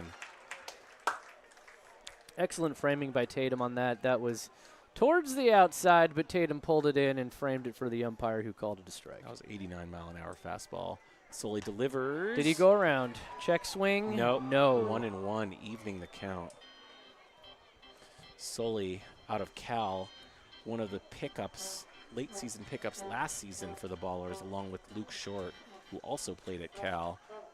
Shorty and Sully, such great guys, such great additions to the Ballers. Beautiful pitch there. Beautiful pitch. Inside corner for 2 strikes, 1-2 count to Alonzo Zuniga. Alonzo Zuniga backed out of the way. He thought that was going to hit him, and then it went in for a strike. That What was a a beautiful pitch. pitch by Sully. He might go back to that inside corner here. Sully delivers the pitch, and Fly ball to Fly right. ball. Pat Monteith is it it's gonna falls. drop. It's gonna drop. Another run's gonna score. That's gonna tie the game, Casey. That ties the game. as Rocky Mountain has made their way back with 4 runs in the 9th inning. And base runners on the corners, 2 outs. That's bringing up Tristan Garcia, the second baseman, who's 1 for 3 today. Runners on the corners, 2 outs, as you said, 11-11 game. Aaron Miles is heading out to have a chat with Connor Sullivan here. Let's see what he does. I've never seen Aaron Miles take out Sully. Have you ever seen Aaron Miles take out Sully? I don't think so. Sully is a persuasive guy. Oh, no, he is exiting Sully, this game. He's done? Oh, man. It's just not his night. Just not Sully's night. Got in there, got 2 outs. Couldn't close it off. But Aaron's making the change. And still big shout out to Connor Sullivan, our closer, our warrior. I'd follow him into any battle. Anytime. If he touched the rally bee with his finger, I would touch the rally bee with my finger. Ballers are going to bring in a new pitcher. Who do you think it's going to be? Let's see. Bogo. It's Bogo. Bogo, who pitched great last night. Bogosian, Adam Bogosian out of Brooklyn, New York, coming in to close it down. This is a high-pressure situation for Bogo. Let's see if he can close things out. Had a great inning last night for the Ballers. Well, he's from the mean streets of New York, Brian, so you know this moment doesn't faze him at all. And as Bogo warms up, the Ballers find themselves in a game tied at 11. They still have the bottom of the 9th.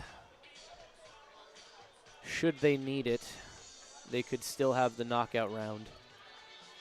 But it all comes down to whether or not Bogo can stop the bleeding here and get the Ballers to the bottom half of the 9th inning without any further damage.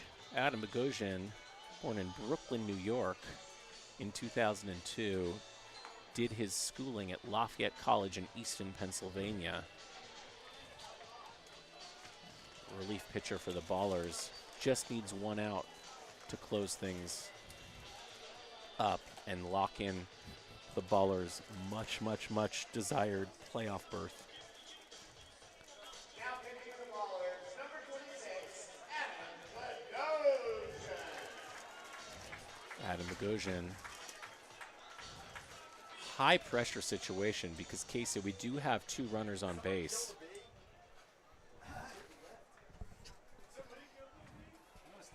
We still have the rally bee. We have inquiries from the press box about the rally bee. The rally bee's still here. It's Bogo chilling by the delivers window. A strike, 0-1. Nice pitch from Bogo. 89-mile-an-hour fastball. Bogo winds up. Delivers. 2 strikes, 2 quick strikes. 0-2 count, 90-mile-an-hour. Low and outside corner fastball. Let's see if Bogo, he's 1 pitch away from locking this in for the Ballers. He delivers. And it's a chopper to first. Chopper to first. Almanza gets it. Steps on the bag. Ballers win. Oakland Ballers win. We are going to the playoffs. Tied game. Tied game. Oh, tied game. I got a little bit excited. That's right. They tied the game. And 11 all. A very poor Heading call. to the bottom of the 9th. On Got a little 860 excited. AM, The Answer. Thank you.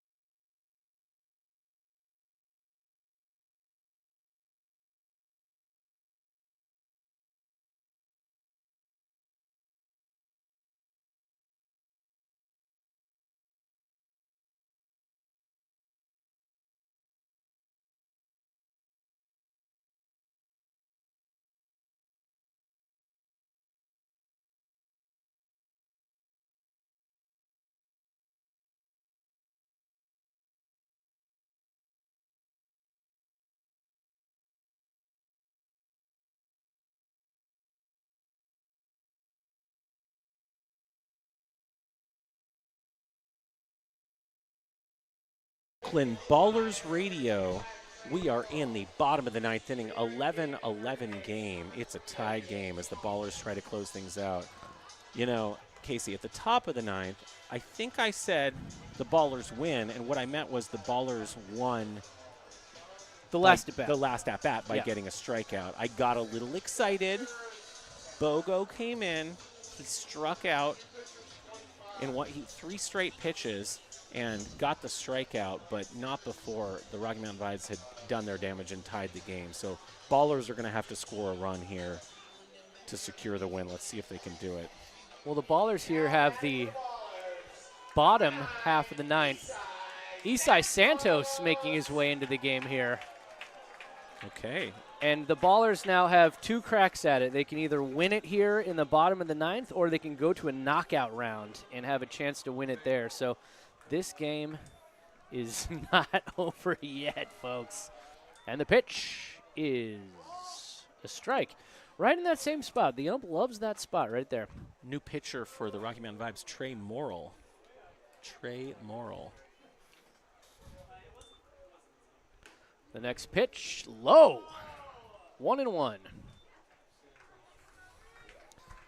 So again, this game is tied at 11. We're in the bottom of the ninth. The Ballers have a chance to walk it off here or head to a knockout round, because in the Pioneer League, we play knockout rounds instead of extra innings. That pitch is outside. It's 2-1 to Isai Santos. Trey Morrill's appeared in 37 games with a 5.03 ERA.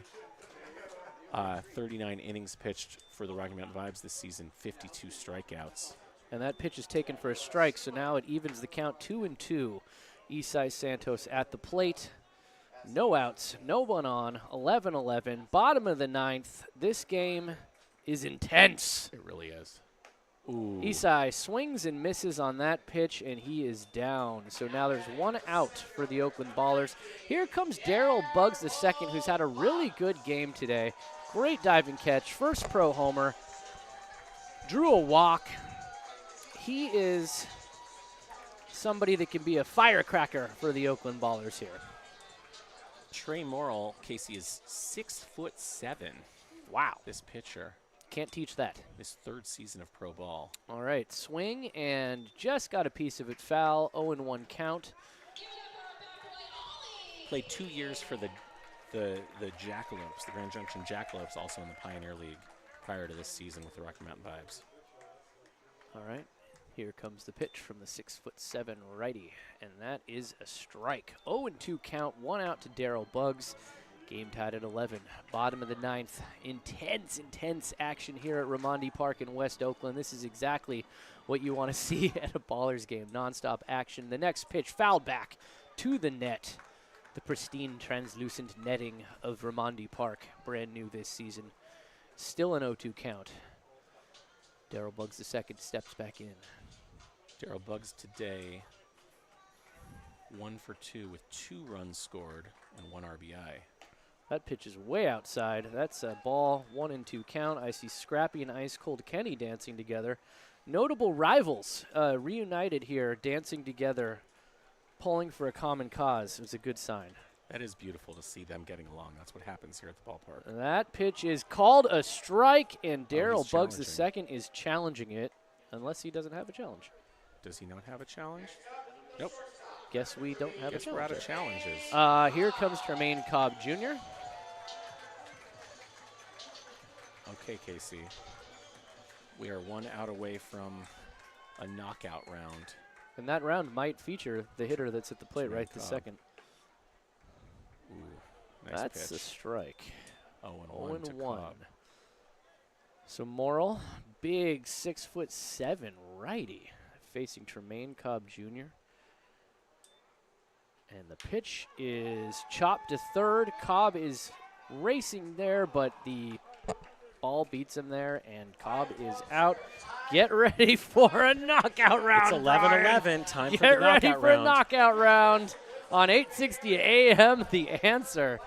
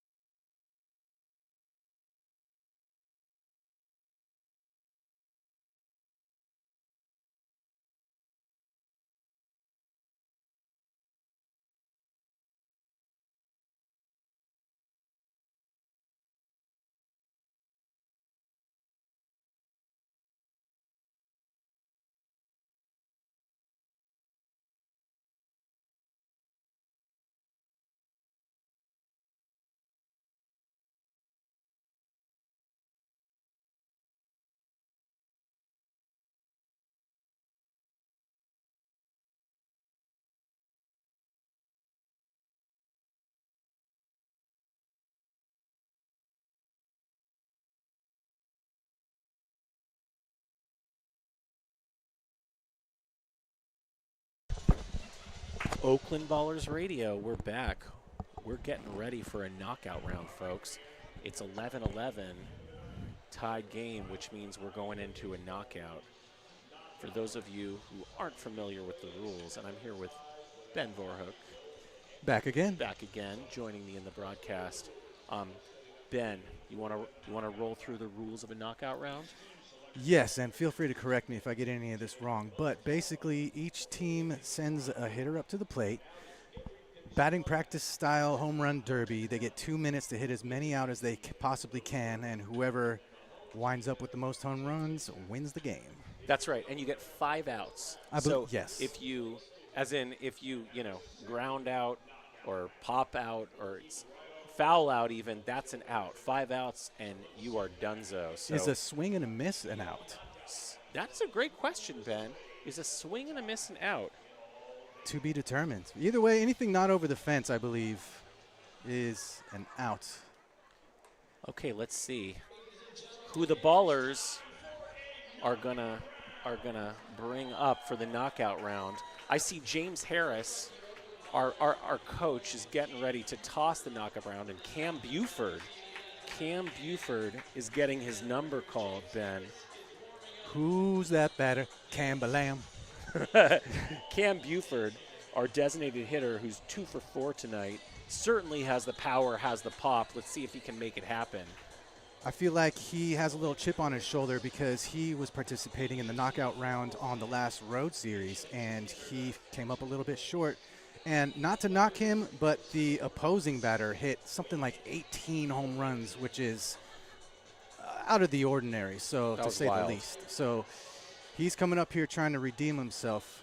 So just got confirmation, a swing and a miss, Ben, in fact, is an out. Okay. So like a foul ball, that's an out. Pop-up, grounder, anything that is not a home run where you have made the decision to swing the bat is an out. So, Ben, you got it right. Okay, and all the listeners, bear with us because I know I've been up here when Tyler and Nevada were trying to do a knockout round, and it's kind of a lot. So, yeah, I think we bear got with this. us. I think we got this, though. We got this, but, Ben's first time on the broadcast, my second time, and for those of you who've been listening, I did accidentally call that the Ballers won when we got our final out in the top of the 9th. You're just practicing for the big know. call. And we still got the Rally Bee with us. They're getting things ready. Yeah, Rally Bee's here with us. We're going to need her love and help and support.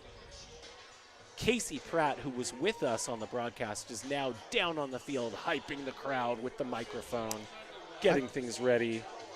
I should mention to those of us who are listening via YouTube, you might notice that the stream has ended and the new stream, well, actually, after this is over, if we do in fact win, this stream will promptly end, only for a new one to start on our Ballers YouTube stream, so you can catch the live stream down from the field via Casey Pratt to see the, for planning purposes only, celebration. So the vibes are going with Dane Toffland, their third baseman today. And the first pitch he takes, second pitch he takes, still hasn't swung the ball. Third pitch, he swings. It's deep. Is that going to be enough? Does not look like That's it. not enough. Off It's off the wall. That's 1 out. He takes another pitch, 1 out so far to Dane Toffland as the clock ticks down. Another pitch. He hits it. Is that going to be deep enough, Ben? And gone. yes, That's one home run. Next pitch. He takes. Next pitch is got under it. Popped up. He got under it. I don't think that's going to make it. And nope, it drops. 2 outs for Dane Toffland. He takes another pitch. 1 home run so far. Just 1 so far. And another one, that's going to have enough juice. He mashes 1 out. That's going to hit a bus or a car. Boom. It hits right over the bus. 2 home runs for Dane Toffland. Ooh, that's a pop-up. Definitely not enough. That's 3 outs for Dane. 2 is definitely beatable for Cam. 2 home runs so far. Looking good. Takes another pitch. Another one, I think that's going to go. That's deep. Definitely. In the left, and that's way Past the gone. bus. Way gone. That's 3 home runs, Ben? That's 3 with 2 outs. 3 home runs. 3 outs, I think. Nope, that's now 4 outs. 4 outs? 4 outs, 3 home runs. Can we get the clock up? We should have the no? Okay. That's 3 home runs, 4 outs, and that one's going to be gone. That's way deep. Sure. Ooh, as that truck backs up. That's 4 home runs. 4 home runs, 4 outs, folks. Still beatable. And that looks That's like gonna it's be going to the be a pop-up out to end it, I think. And yes. All right. Pops out. Okay, 4 home runs. That's Dane Toughlin, 4 home runs. definitely doable. 4 is the number to beat for Cam Buford. Let's see if the Ballers can walk off in the knockout round. Still warm out. Marine Lair ain't around anywhere. I feel pretty good about this. Let's see. How's that bee feeling? Okay. Uh-oh, where's the rally Where's bee? the rally bee? I don't see her. Did she just fly away after that? Has she left us? She's trying to get Af- front row seats to this celebration, I think that the potentially? rally bee has left us. For I planning hope that purposes. she's left her positive juge Her positive pollen. with us. Yeah, she's gone. We had a beautiful relationship, a beautiful friendship, and I'll never forget her. But she's said adios to us, Ben, as Cam Buford Got James Harris taking a few practice throws. is ready. Tilo, Tyler Lozano, behind the plate, catching the tosses from Harris. You want to hear a terrible bee-related dad joke? Tell me. Who is the Rally Bees' favorite founders of the baseball team? Paulin Bryan. Ba-doom, psh. I'll see That's myself pretty good. out. Okay, here we go. First one is taken inside to Buford. And, oh no, that's an out. Little One short. out for Buford. That's going to fall short. Come on, Cam. Next one he takes. 1 out so far. Crowd is quiet. Oh, that's gone. Is that, or is that going to be foul? That is. That's inside. Gone. On the wall. 1 home run, 1 out for Buford. On the 1 roof. home run, 1 out. He takes another pitch. 1 out, 1 home run. Oh, we turned 2 on that one. outs, 1 home run, 2 outs to Buford. Takes another pitch. Oh, no. turned on Come that on, one too. Cam. 2 That's outs. 3 outs. 3? Isn't that 3 outs? 3 outs, 3 to outs. Buford, 1 home run. He's going to need to get something going here. And he takes another pitch. I will say on that last one he was down to his last out before he hit 3 or 4. And that one is fair foul. foul? That one's Foul foul. ball. That's another out. He's got 1 more out left. 1 more out. This is not looking great for Buford. He's going to have to make some magic happen here. And He's waiting for his pitch. he's waiting for it and takes another pitch. Takes 2 in a row.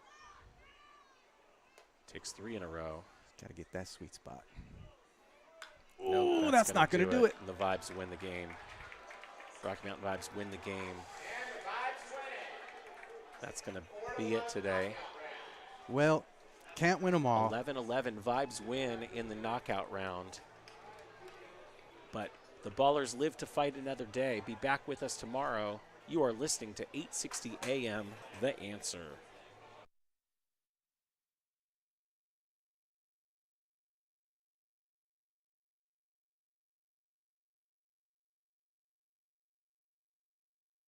Hey, yeah.